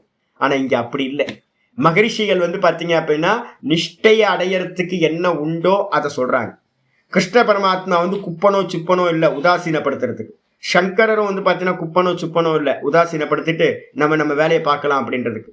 ஞான நிஷ்டை வேற, ஞானம் வேற. அது நல்லா இதுவே நிறைய பேருக்கு புரியறது இல்லை, அதான் பிரச்சனை. நிஷ்டைக்காகத்தான் இந்திரிய நிகிரகம். இந்திரிய நிகிரகம் இல்லைன்னா மனோ நிகிரகம் சம்பவம் இல்லை. அதனால முதல்ல என்ன பண்ணிட்டார்? தமம்னு சொல்லக்கூடிய இந்திரிய நிகிரகத்தை ஆச்சரிய சொல்லிட்டார். அப்போ எல்லா பக்கத்துல இருக்க இந்திரியங்களையும் போற இந்திரியங்களையும் கண்ட்ரோல் பண்ணி மனசுலயே எஸ்டாப்ளிஷ் பண்ணி மனதை வந்து பார்த்தீங்கன்னா ஆத்மாலேயே எஸ்டாப்ளிஷ் பண்ணாதான் நிஷ்டை கை கூடும், அவனுடைய ஞானம் நிலை பெறும். சொல்லியாச்சு 68. அதுக்கப்புறம் வந்து பார்த்தீங்க அப்படின்னா சமம், தமம் முடிச்சதுக்கு பிறகு சமம். தமம்ல எத்தனை ஸ்லோகம்? 58, 60, 61, 67, 68. இது தமம்னு பேர். தமம் ஒழுங்கா சித்திச்சதுனா தான், இந்திரிய நிகிரகம் சித்திச்சதுனா தான் மனோ நிகிரகம் ஒருத்தருக்கு சம்பவிக்கும். மனோ நிகிரகம்னா என்ன அர்த்தம்? ஏன் மனசை வந்து பார்த்தீங்கன்னா ஒரு சாமி வந்து பார்த்தீங்கன்னா மனோ நிகிரகம்னா மனதை ஒழுங்குபடுத்துதல் அப்படின்னு. ஏன் தப்பா எழுதுறீங்க? மனோ நிகிரகம்னா நிகிரகம்ன்றதுக்கு அர்த்தம் நிப்பாட்டுறது, இவ்வளவுதான். லிட்ரல் மீனிங் இதுதான். மனதோட எண்ணங்களை வந்து பார்த்தீங்கன்னா நிறுத்துதல், அதை ஒழுங்குபடுத்துறதெல்லாம் வந்து பார்த்தீங்கன்னா இல்லை, அதெல்லாம் சும்மா மோட்டிவேஷன் கிளாஸ்ல பண்றது அதெல்லாம். அப்போ வந்து பார்த்தீங்கன்னா மனோ நிகிரகம்ன்றதுக்கு அர்த்தம் ஏகாகிர சித்தம் கொண்டு வந்து ஏதாவது ஒன்றுத்துல கொண்டு வந்து நிப்பாட்டுறது. மெதுவாக ப்ராக்டிஸ் பண்ணி நம்ம சொல்லியிருக்கோம் சவிகல்ப சமாதிகள் மொத்தம் ஏகாகிர சித்தத்தில் 6 நடக்கும்னு சொல்லியிருக்கோம். சவித்தர்க்கம், நிர்வித்தர்க்கம், சவிச்சாரம், நிர்விச்சாரம், சானந்தம், சாஸ்மிதா அப்படின்னு 6 சமாதிகள். இது எல்லாம் ஏகாகிர சித்தத்துல ஒரு விஷயத்துல சகுண ஈஸ்வரன் இடத்துல நடக்கிறது, வேற எந்த சிந்தனையும் இல்லாம. அதுக்கப்புறம் நிர்விகல்ப சமாதி போறீங்க அப்படின்னா அந்த நாம ரூபத்தையும் நீக்கிட்டு வெறும் சச்சிதானந்த சுரூபத்துல அகமகம்ல நின்னீங்கன்னா அது நிர்விகல்ப சமாதி. அதுக்கு என்ன பண்ணணும்னு கேட்டீங்கன்னா மற்ற விஷயங்கள்ல போற மனசை வந்து பாத்தீங்கன்னா எல்லாத்தையும் நிரோதம் பண்றதுதான். அப்ப சமம்ன்றதுக்கு அர்த்தம் நேரடியா மனோ நிகிரகம், மனதினுடைய விற்த்திகளை யோக சித்த விருத்தி நிரோதம், இதுதான் மனசோட நிரோதம். இதுக்கு வந்து பாத்தீங்கன்னா 65 ஸ்லோகம். பிரசாதே சர்வ துக்கானாம் நிரஸ்யோபஜாயதே பிரசன்ன சேதசோ ஹ்யாசு புத்தி பரியவதிஷ்டதே. இந்த மனசுக்கு வந்து பாத்தீங்கன்னா நம்ம ஏகாகிர சித்தத்துக்கு கொண்டு வரும்போது எப்போ வந்து பாத்தீங்க அப்படின்னா ஒரு மனசு வந்து ஒரு 80% வந்து பாத்தீங்கன்னா சத்துவ குணத்தை அடையுதோ, அந்த 80% சத்துவ குணத்தை அடையும் போது அதுக்கு வந்து பாத்தீங்கன்னா நிர்விச்சாரம் அப்படின்ற ஒரு நிலையை வந்து பாத்தீங்கன்னா இந்த மனசு அடையும். இதெல்லாம் யோக சாஸ்திரத்துல இருந்து படிக்கிறது. நிர்விச்சாரத்தை அடையும் போதுதான் வந்து பாத்தீங்கன்னா உள்ளுக்குள்ளார என்னன்னு கேட்டீங்கன்னா அத்தியாத்ம பிரசாதம்னு சொல்லக்கூடிய உள்ள இருந்து ஒரு பிரசாதம் பகவான் இருந்து கிடைக்குது. என்ன பிரசாதம் சுவாமினா? திருப்தி. சாந்திக்கு வந்து முக்கியமானது வந்து பாத்தீங்கன்னா திருப்தி உண்டாகிறது, வைராக்கியம் உண்டாகிறது. விஷயங்கள்ல வந்து போகாத தன்மை, வைராகியம். பூராமா இந்த உலகமே பொய் அப்படின்னு நல்லா வந்து பாத்தீங்கன்னா உள்ளுக்குள்ளார இருக்கிற சாமர்த்தியம், அது அந்த சாமர்த்தியத்துக்கு பேரு வசீகார வைராக்கியம்னு பேரு. அந்த வைராக்கியம் தான் அத்தியாத்ம பிரசாதம் அப்படின்னு பேர். அதுக்கு பேர் தான் இங்க சொல்லுது பிரசாதே சர்வ துக்கானாம் ஹானிரஸ்யோபஜாயத்தை. ஒருத்தருக்கு பிரசாதம் கிடைச்சிருச்சு அப்படின்னா மனசு என்ன ஆகும்? வெளியில போகாது, இந்திரியங்கள் வெளியில போகாது. மனசு வந்து பாத்தீங்கன்னா பிரசன்ன சேதசோ கியாசு. இந்த மனசுல வந்து பாத்தீங்கன்னா பிரசன்ன சேதசுன்னா என்ன அர்த்தம்? இந்த மனசுல இருக்கக்கூடிய ராக துவேஷங்கள் சங்கல்பங்கள் எல்லாம் போயிடுச்சு அப்படின்னு கேட்டீங்கன்னா ஆசு புத்தி பரியவதிஷ்டதை. இந்த மனசு உள்ளுக்குள்ளார பரிபூர்ண வைராக்கியத்தை அடையும் போது ரொம்ப சீக்கிரமா வந்து பாத்தீங்கன்னா அவனுடைய புத்தியானது நிலை பெறுகிறது. அப்ப அத்தியாத்ம பிரசாதத்தை அடையணும் அப்படின்னா அதான் மனசாந்தி அப்படின்னு பேர். மனசு சாந்தி ஆகலைன்னா இந்த புத்தி ஞானத்தில் நிலை பெறாது. அப்ப மனசாந்தி ரொம்ப ரொம்ப இம்பார்ட்டன்ட். 66வது ஸ்லோகமே சொல்லுது, ஒருத்தனுக்கு மனசாந்தி இல்லை, மனசுல காமம் குரோதம் எல்லாம் இருக்கு, அவன் வந்து உபாயங்களை வச்சுக்கிட்டு அவன் இந்த நிஷ்காமிய கர்ம யோகம் பண்ணல, இன்னும் காமம் நிறைய இருக்கு. அதே அப்படி இருக்கிறதுனால உங்களுக்கு சித்தசுத்தி உண்டாயிருக்காது. ஞானத்தினால வந்து பார்த்தீங்கன்னா இது பொய் நேத்தியும் பண்ணல. அப்ப மாதிரி இந்திரிய நிகிரகங்களும் ஒருத்தன் பண்ணல அப்படின்னா மனசு எப்படி இருக்கும்? ஒரே சஞ்சலமா விற்த்திகள் போயிட்டே இருக்கும். அப்படிப்பட்ட விற்த்திகள் இருக்கிறவனுக்கு என்ன ஆகும் சொல்லுது, நாஸ்தி புத்திர யுக்தஸ்ய நச்சாயுக்தஸ்ய பாவனா நச்சா பாவயத சாந்தி அசாந்தஸ்ய குதசுகம். ரொம்ப முக்கியமான ஸ்லோகம் இருக்கு. நாஸ்தி புத்தி யுக்தஸ்ய அயுக்தஸ்ய. எவன் வந்து பாத்தீங்கன்னா இந்த மனதை அடக்காம, மனதோட விற்த்திகளை வந்து பாத்தீங்கன்னா அடக்காமல், இந்திரியங்களையும் மனதோட விற்த்திகளையும் ஏகாகிரத்துக்கு கொண்டு வரலையோ அப்படிப்பட்டவனுக்கு அயுக்தஸ்ய ந பாவனா. எவனுக்கு வந்து பாத்தீங்கன்னா இது மாதிரி அடங்காம இருக்கோ அவன்கிட்ட அகம் பிரம்மாஸ்மி, நான் தான் பிரம்மமா இருக்கேன், நான் தான் இது எல்லாமா இருக்கேன், இது எல்லாம் கல்பிதம் அப்படின்னு பாவிக்கிற தன்மை சித்திக்காது. அப்ப வந்து பாத்தீங்கன்னா மனோநிகிரகம் இல்லை அப்படின்னா, காமக்ரோதாதிகள்ல மனசு போயிட்டு இருக்கு அப்படின்னா, ஏகாகிர சித்தம் இல்லை அப்படின்னா உங்களுக்கு பாவனை சித்திக்காது. என்ன பாவனை? அகம் பிரம்மாஸ்மின்னு சொல்லக்கூடிய பாவனை. நான் சொன்னேன்ல விவேக சுடாமணியில மொத்தம் 200 ஸ்லோகம், 273 வரைக்கும், 266 273 வரைக்கும் ஒரு 10 ஸ்லோகங்கள் வந்து பாத்தீங்கன்னா பிரம்மபாவம் வந்து பாத்தீங்கன்னா பண்றதுக்காக விவேகச்சுடாமணியில ஸ்லோகம் சொல்லுது. மனனம் வந்து பாத்தீங்கன்னா மெதுவா மனனம் எங்க கொண்டு போய் முடியும் அப்படின்னா பாவத்துல கொண்டு போய் முடியும். அகம் பிரம்மாஸ்மின்னு பிரம்மரக்கீட்ட நியாயம்னு ஒன்று சொல்லியிருக்கேன் பார்த்தீங்களா? அந்த பிரம்மரக்கீட்ட நியாயம் மாதிரி அதான் 273 வரைக்கும் வந்து பார்த்தீங்கன்னா ஒரு 10 ஸ்லோகங்கள் இருக்கு. ஆமா, 254 64ங்களா? இல்ல 64 to 73, 264 to 273 வரைக்கும் விவேகச்சுடாமணியில வந்து பார்த்தீங்கன்னா பாவம் சொல்லுது. அந்த பாவிக்கிறதுக்கு வந்து பார்த்தீங்கன்னா அகம் பிரம்மாஸ்மி, நான் தான் இது எல்லாமா இருக்குன்ற பாவம் வரணும் அப்படின்னா உங்களுக்கு மனசு வந்து பார்த்தீங்கன்னா என்ன இருக்கணும்? நல்ல ஏகாகிர சித்தத்துல நிரோதம் ஆயிருந்தாதான் சம்பவிக்கும். அப்படி பாவனை பண்ண முடியல அப்படின்னா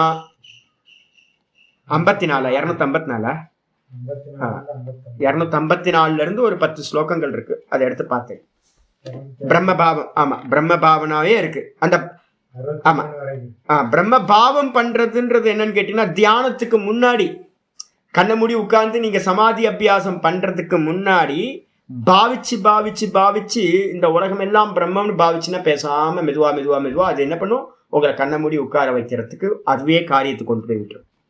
அப்போ சிரவணம் மனனத்துக்கு அப்புறம் பிரம்மபாவம், அந்த பிரம்மபாவத்துக்கு அப்புறம்தான் கண்ண மூடி உட்கார்ந்து நிஷ்டை கூடுதல் சமாதி அபியாசம்.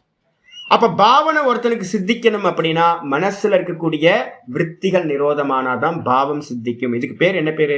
நான் சொல்லியிருக்கேன் யோக சாஸ்திரத்துல நிர்விச்சார சமாபத்தி. சத்துவகுணம் 80% ஆகும் போதுதான் என்ன ஆகும்? சத்துவகுணத்தினால உச்சகட்டம் என்னன்னா ரிஃப்ளெக்ஷன், பிரம்மத்தோட ரிஃப்ளெக்ஷன் இந்த மனசுல வந்து பாத்தீங்கன்னா நல்லா கிடைக்க ஆரம்பிச்சோம். அப்படி கிடைக்க ஆரம்பிக்கிறது தான் பாவ சமாதின்னு அதுக்கு பேர். அந்த இடத்துல பாவ சமாதின்னு பேர். மெதுவா எல்லாத்தையும் பாவம் பண்றது. அது கிடைக்கல அப்படின்னா நச்சா அபாவயத சாந்தி.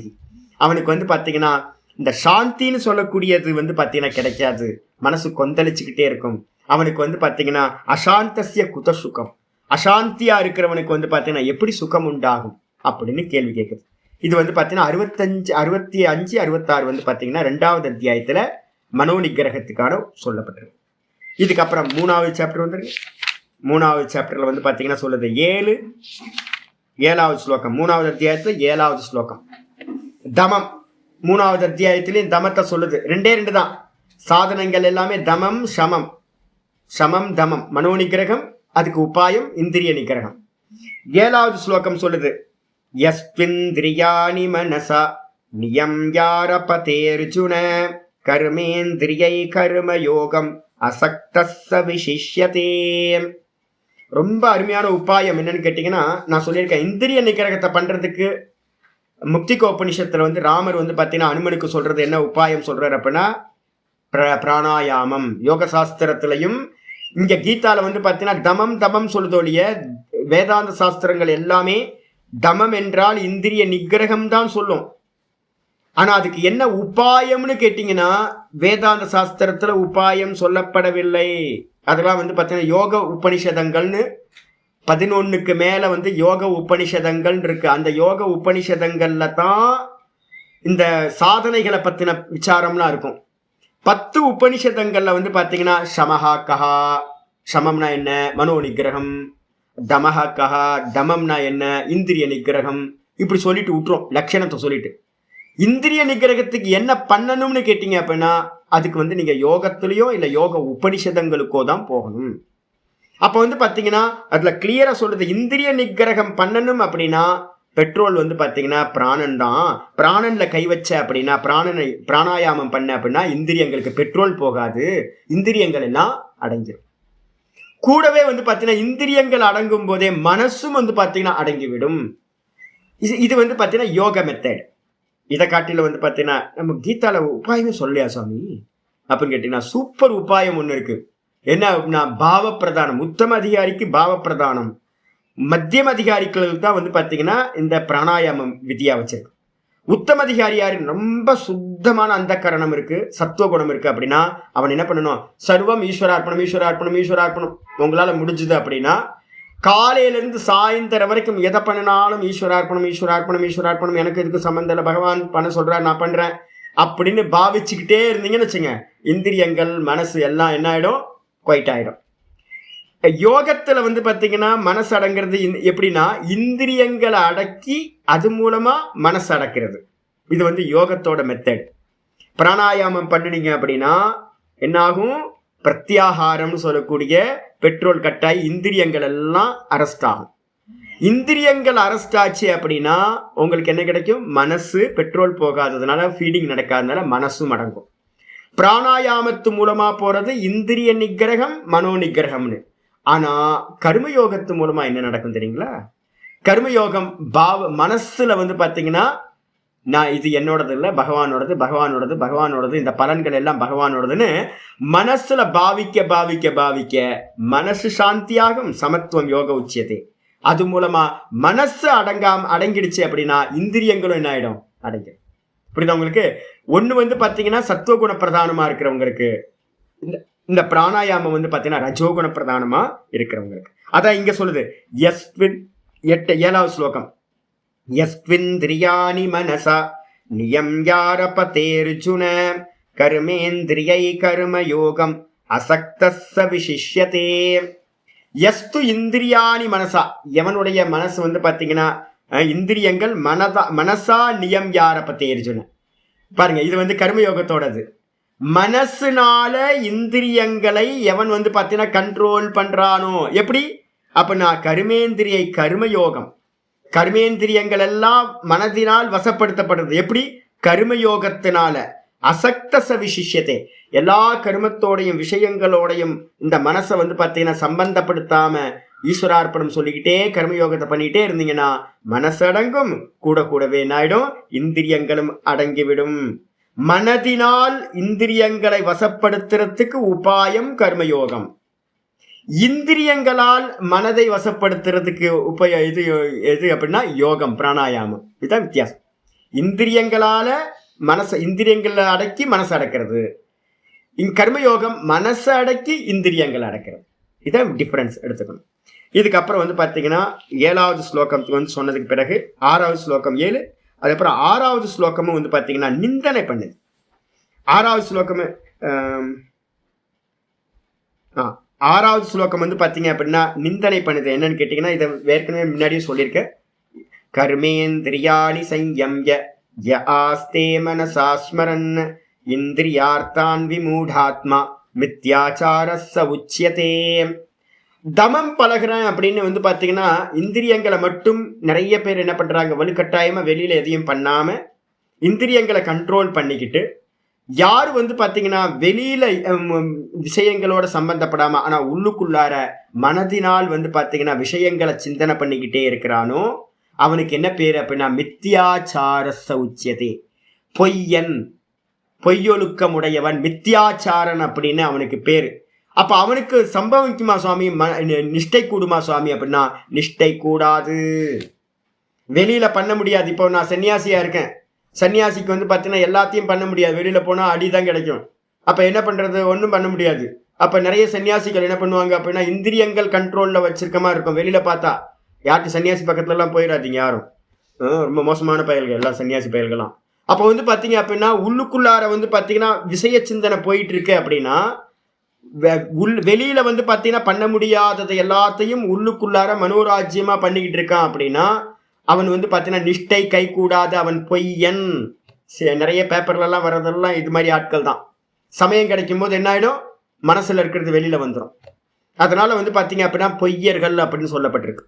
ஆயிடுச்சா. இதுக்கப்புறம் வந்து பார்த்தீங்கன்னா 3வது சாப்டரில் ஒரு முக்கியமான ஸ்லோகம் வந்து பார்த்தீங்கன்னா ஞானத்தோட பலன் சொல்லப்பட்டிருக்கு. என்னன்னு கேட்டிங்கன்னா கிருதகிருத்தியதா அப்படின்னு சொல்லக்கூடியது 17வது ஸ்லோகத்தில் சொல்லுது. இங்கே ஞான நிஷ்டையை அடைஞ்சவன் எப்படி இருப்பான் சாமி, ஞான நிஷ்டையை அடைஞ்சவன் என்ன எப்படி இருப்பான் அப்படின்னு கேட்டிங்கன்னா ரொம்ப அருமையான ஸ்லோகம் 17வது ஸ்லோகம். யஸ்வாத்மரதிரேவ ஸ்யாத் ஆத்ம திருப்தஸ்ச மானவஹ ஆத்மன் ஏவச்ச சந்துஷ்டஹ தஸ்ய காரியம் ந வித்யதே. எவன் வந்து பார்த்தீங்கன்னா தன்னிடத்திலேயே மகிழ்கின்றானோ, அப்ப என்ன அர்த்தம், விஷயங்கள்ல மகிழல. எஸ்து ஆத்மரதி, ஆத்மரதியா இருக்கானோ, ஆத்மாலேயே வந்து பார்த்தீங்கன்னா மகிழ்கின்றானோ, ஆத்ம திருப்தஸ்ட, ஆத்மாலேயே திருப்தியோட போதும்.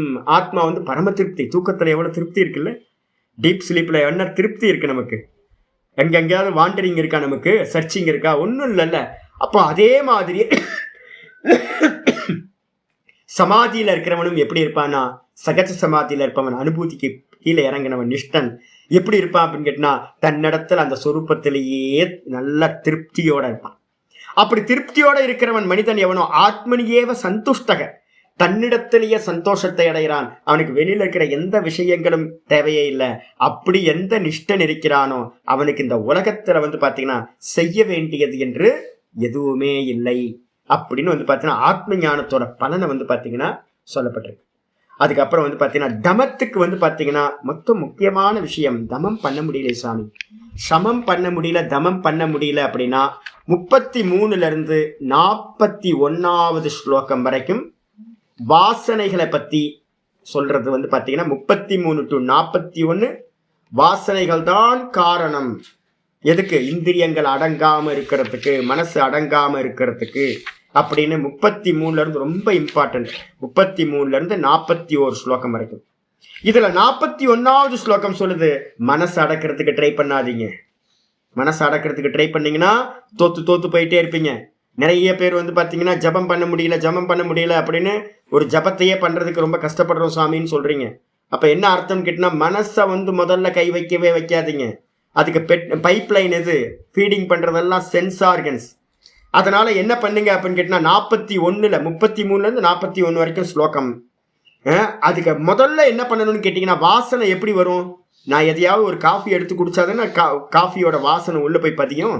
அந்த வாசனை தான் திரும்பவும் எனக்கு அது வேணும்னு மனசுல சிந்தனையை கொண்டு வந்து கொடுக்குது, ராகத்வேஷத்தை உண்டு பண்ணுது, விருப்பு வெறுப்ப. அப்ப அதனால என்ன பண்ணணும்னு கேட்டீங்கன்னா தஸ்மாத்வம் இந்திரியானியாதவ் 41ல முக்கியமானது ஞானத்துக்கு வந்து பார்த்தீங்கன்னா மன அடக்கத்துக்கு முக்கியமான ஸ்லோகம். தஸ்மாத்வம் இந்திரியானியாதவ் நியம்ய பரதர்ஷப பாப்மானம் பிரஜகிஹ்யனம் ஞான விஜான நாசனம். முக்கியமான ஸ்லோகம் இது. தஸ்மாத்வம் இந்திரியானியாதவ், முதல்ல வந்து பார்த்தீங்கன்னா இந்திரியங்களை வந்து பார்த்தீங்கன்னா கண்ட்ரோல் பண்ணு. இந்திரியங்களை கண்ட்ரோல் பண்ணாம நீ மனோசை வந்து பார்த்தீங்கன்னா கண்ட்ரோல் பண்ணவே முடியாது. இந்த இந்திரியங்கள் தான் வந்து பார்த்தீங்கன்னா பாப்பத்தை செய்ய வைக்கக்கூடியது. பாப்பிகள் எல்லாம். ஒவ்வொரு இந்திரியத்தை நம்பவே நம்பாதீங்க. இந்த கண்ணு, காது, மூக்கு, வாய், கர்மேந்திரியம், ஞானேந்திரியம் எல்லாம் நம்மளை பாதாளத்தில் கொண்டு போய் விட்டுரும். திரும்ப திரும்ப பிறக்க வைக்கும். நம்மளோட என்ன படிச்ச ஞானமா இருந்தாலும் இந்த ஞானம் வந்து பார்த்தீங்கன்னா என்ன ஆயிடும், வழிபறி கொள்ளையடிச்சிட்டு போற மாதிரி இந்த இந்திரியங்கள் நம்மளுடைய ஞானத்தையும் நம்மளுடைய விஞ்ஞானத்தையும் அனுபவ ஞானத்தையும் என்ன பண்றோம், பறிச்சுட்டு போயிடும். அதனால முதல்ல வந்து பார்த்தீங்கன்னா நிஷ்டை கூடணும் அப்படின்னா முதல்ல இந்திரிய நிகிரகம், அதுக்கப்புறம் தான் மனோ நிகிரகம் அப்படின்னு வந்து பார்த்தீங்கன்னா 41 சொல்லியிருக்கு. இதுக்கப்புறம் வந்து பார்த்தீங்கன்னா இந்த 42, 43 2 ஸ்லோகங்கள் வந்து பார்த்தீங்கன்னா லய பிரக்கிரியான்னு எழுதிக்கிங்க. லய பிரக்கிரியான என்ன அர்த்தம்?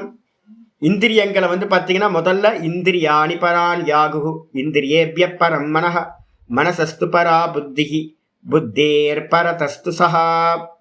ஒவ்வொன்றா ஸ்டெப்பா சொல்லுது. இந்திரியங்களை காட்டிலும் மனசு பெருசு, மனசை காட்டிலும் புத்தி பெருசு, புத்தியை காட்டிலும் வந்து பார்த்தீங்கன்னா புத்தேரியோ புத்தே பரதஸ்து சக, அதை காட்டிலும் மேலானவன் வந்து பார்த்தீங்கன்னா அந்த பரமாத்மா அப்படின்னு சொல்லுது. அப்போ வந்து என்னன்னு கேட்டீங்கன்னா நீங்க லயம் பண்ணிக்கிட்டே போகணும். இந்திரியத்தை லயம் மனசுல பண்ணணும், மனசை லயம் புத்தியில பண்ணணும், புத்தியை வந்து ஆத்மால லயம் பண்ணணும் அப்படின்னு விதி. அப்போ நம்ம அதை பண்ணலை அப்படின்னா வெளியிலேயே இருக்கிறோம் அப்படின்னா ஞானம் வந்து பார்த்தீங்கன்னா இருக்கும், ஆனால் நிஷ்டை கைகூடாது. ஞானத்தோட நிர்குண ஞானம் நமக்கு உண்டாகவே உண்டாகாது. சகுனத்திலேயே தான் இருப்போம். நம்மளால வந்து பார்த்தீங்கன்னா விற்த்திகளோடு கூடி இருப்போம். நிஷ்டை கை கூடவே கூடாது அப்படின்னு வந்து பார்த்தீங்கன்னா சொல்லப்பட்டிருக்கு. இதுக்கப்புறம் வந்து பார்த்தீங்கன்னா 4வது சாப்டர்ல வந்து பார்த்தீங்க அப்படின்னா ஞான நிஷ்டைக்காக வந்து பார்த்தீங்கன்னா 4வது சாப்டர்ல 21, 22 சந்நியாசம். ஞான நிஷ்டைக்கு தான் சந்நியாசம். ஒரு நல்ல புரிதல் உண்டாகட்டும், எல்லாத்துக்கும் புரிதல் உண்டாகட்டும். ஞான நிஷ்டைக்காக தான் சந்நியாசம். இப்போ நம்ம 82 பேர் 85 பேர் பாடம் கேட்குறோம் அப்படின்னா இதில் சன்னியாசிகள் 4 பேர் 4 பேர் 5 பேர் தான் இருக்கும். மீதி இருக்கிறதெல்லாம் யாரு? எல்லாமே கிரகஸ்தாசிரமத்தில் தானே. அப்போ நான் உங்களுக்கு பாடம் சொல்லி கொடுக்குறேன். எதுக்காக சொல்லி கொடுக்குறேன் அப்படின்னா நீங்கள் ஞானம் வந்து பார்த்தீங்கன்னா மெதுவாக சப்த ஞானம் எல்லாம் கிடைச்சிருங்க. ஆனால் வந்து பார்த்தீங்கன்னா நிஷ்டை அடையணும்னா நிஷ்டைக்காக மட்டும்தான் சந்நியாசம். ஈஷாவாசிய உபனிஷத்துல ஒரு அருமையான மந்திரம், முதல் மந்திரமே ஞான நிஷ்டைக்காக தான் சொல்லுது. ஈஷாவாஸ்யம் இதம் சர்வம், ஈஷாவாஸ்யம் இதம் சர்வம், ஈஸ்வரன் தான் இது எல்லாம் இருக்கார் அப்படின்றத ஞான நிஷ்டையோட முக்கியமான திருஷ்டி, சமதிருஷ்டி கிடைக்கிறதே. சர்வம் பிரம்மமயம் சர்வம் ஈஸ்வரமயம்னு நம்ம தெரிஞ்சுக்கணும் அப்படின்னா அதுக்கு பேர் தான் ஞான நிஷ்டை. அந்த ஞான நிஷ்டையை அடையணும்னா ஈஷாவாஸ்யம் இதம் சர்வம் தேன தியக்தேன புஞ்சீதா. ஈஷாவாஸ்யம் இதம் சர்வம் யத்கிஞ்சித் ஜெகத்யாம் ஜெகத். இந்த உலகத்துல எதெல்லாம் இருக்கோ அது எல்லாம் ஈஸ்வரன் தான் இருக்கார். சரி, அதை அடையிறதுக்கு என்ன சொல்றது? அதை பண்றதுக்கு புரிஞ்சுக்கிட்டா போதுமா? நான் புரிஞ்சாலாம் நீங்க என்ன பண்ண முடியாதுன்னா இது எல்லாம் ஈஸ்வரனா தான் இருக்குன்னு சமதர்சனம் வரவே வராது. என்னோடது என்னோடது என்னோடது என்னோட ஃபேமிலி என்னோட ஃபேமிலி என்னோடது அப்படின்னு எல்லாம் நமக்குள்ளாரியே தான் இருக்கும். பேங்க் பேலன்ஸ்லேயே தான் கவனம் இருக்கும் மொழிய, ஐயோ இன்ட்ரெஸ்ட் கம்மியாயிடுச்சு, இன்ட்ரெஸ்ட் என்ன பண்ணிட்டு இருக்கான்னு தெரியலையே அப்படின்னு வந்து பார்த்தீங்கன்னா இது என்னாச்சு அது என்னாச்சு, எங்கெங்கெல்லாம் பணம் போட்டிருக்குமா, லேண்டெல்லாம் வாங்கி வச்சுருக்கேன், லேண்டு விலை ஏறுதா இறங்குதா, அப்புறம் பசங்களுக்கு என்ன பண்ணுறது, பேர குழந்தைங்களுக்கு என்ன பண்ணுறது, இதே தான் யோசனை இருக்கும். ஆனால் கூட வந்து வேதாந்தமும் இருக்கும். அப்போ சமதர்சனம் உண்டாகுமா? சர்வம் மித்தியா, இதையெல்லாம் என்னிடத்தில் கல்பிதம், இருக்கிறது ஒரே தத்துவம்னு ஆகுமானா ஆகாது. அப்போ என்ன பண்ணணும் சாமி அப்படின்னா நிஷ்டையை அடையிறதுக்காக தான் சொல்லுது. தேன தியக்தேன புஞ்சீதா, தியாகத்தினால் உன்னை காப்பாற்றிக்கொள்.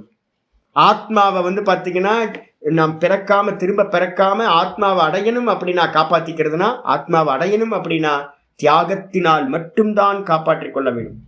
மாகிருதக கஸ்யஸ்வித்தன், இந்த தனத்தில் வந்து ஆசை கொள்ளாது. இதெல்லாம் வந்து பார்த்தீங்கன்னா பகவானோட, அவரோட மாயையோட, மொத்த வெல்த்தும் அவரோடது, என்னோடது ஏதாவது இருக்கா?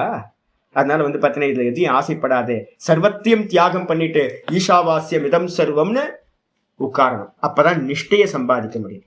ஆனால் ஞானத்தை வந்து கிரகஸ்தாசிரமத்துல இருந்தே சம்பாதிச்சிடலாம். இதை தான் புரிஞ்சுக்கிட்டாங்க. என்னன்னா பரோட்சம் அபரோக்ஷம் புரிஞ்சா போதும், நம்ம புரிஞ்சா போதும். ஆனால் வந்து மோட்சம் கிடைக்காது. மோட்சத்துக்கு போகணும்னா சர்வ கர்ம சந்நியாசம், இதுதான் சொல்லப்பட்டிருக்கு. அப்போ அதுக்கு வந்து பார்த்தீங்கன்னா ஸ்லோகம் எது அப்படின்னு கேட்டிங்கன்னா 21, 22 நிராசீர்யத சித்தாத்மா தியக்த சர்வ பரிகிரஹ ஷாரீரம் கேவலம் கர்ம குர்வன்னாப்னோதி கில்பிஷம். சன்னியாசி எப்படி இருக்கணும்? எல்லா ஆசைகளையும் விட்டவனா.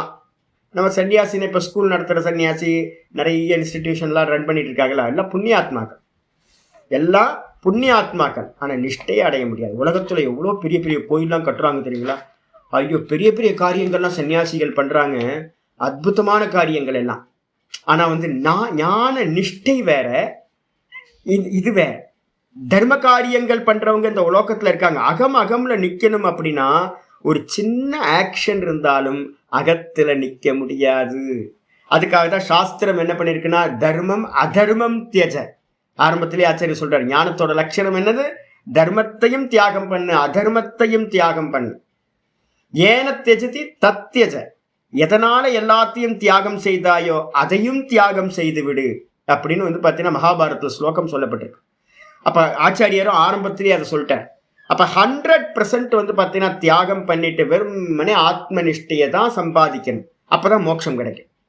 அப்போ அதுக்கு என்னது? நிராஷீஹி, ஆசை இல்லாதவனா, யதசித்தாத்மா, இந்திரியங்களையும் மனதையும் அடக்கியவனா, தியக்த சர்வ பரிகிரக, எல்லா பரிகிரகங்களையும் விட்டவனா.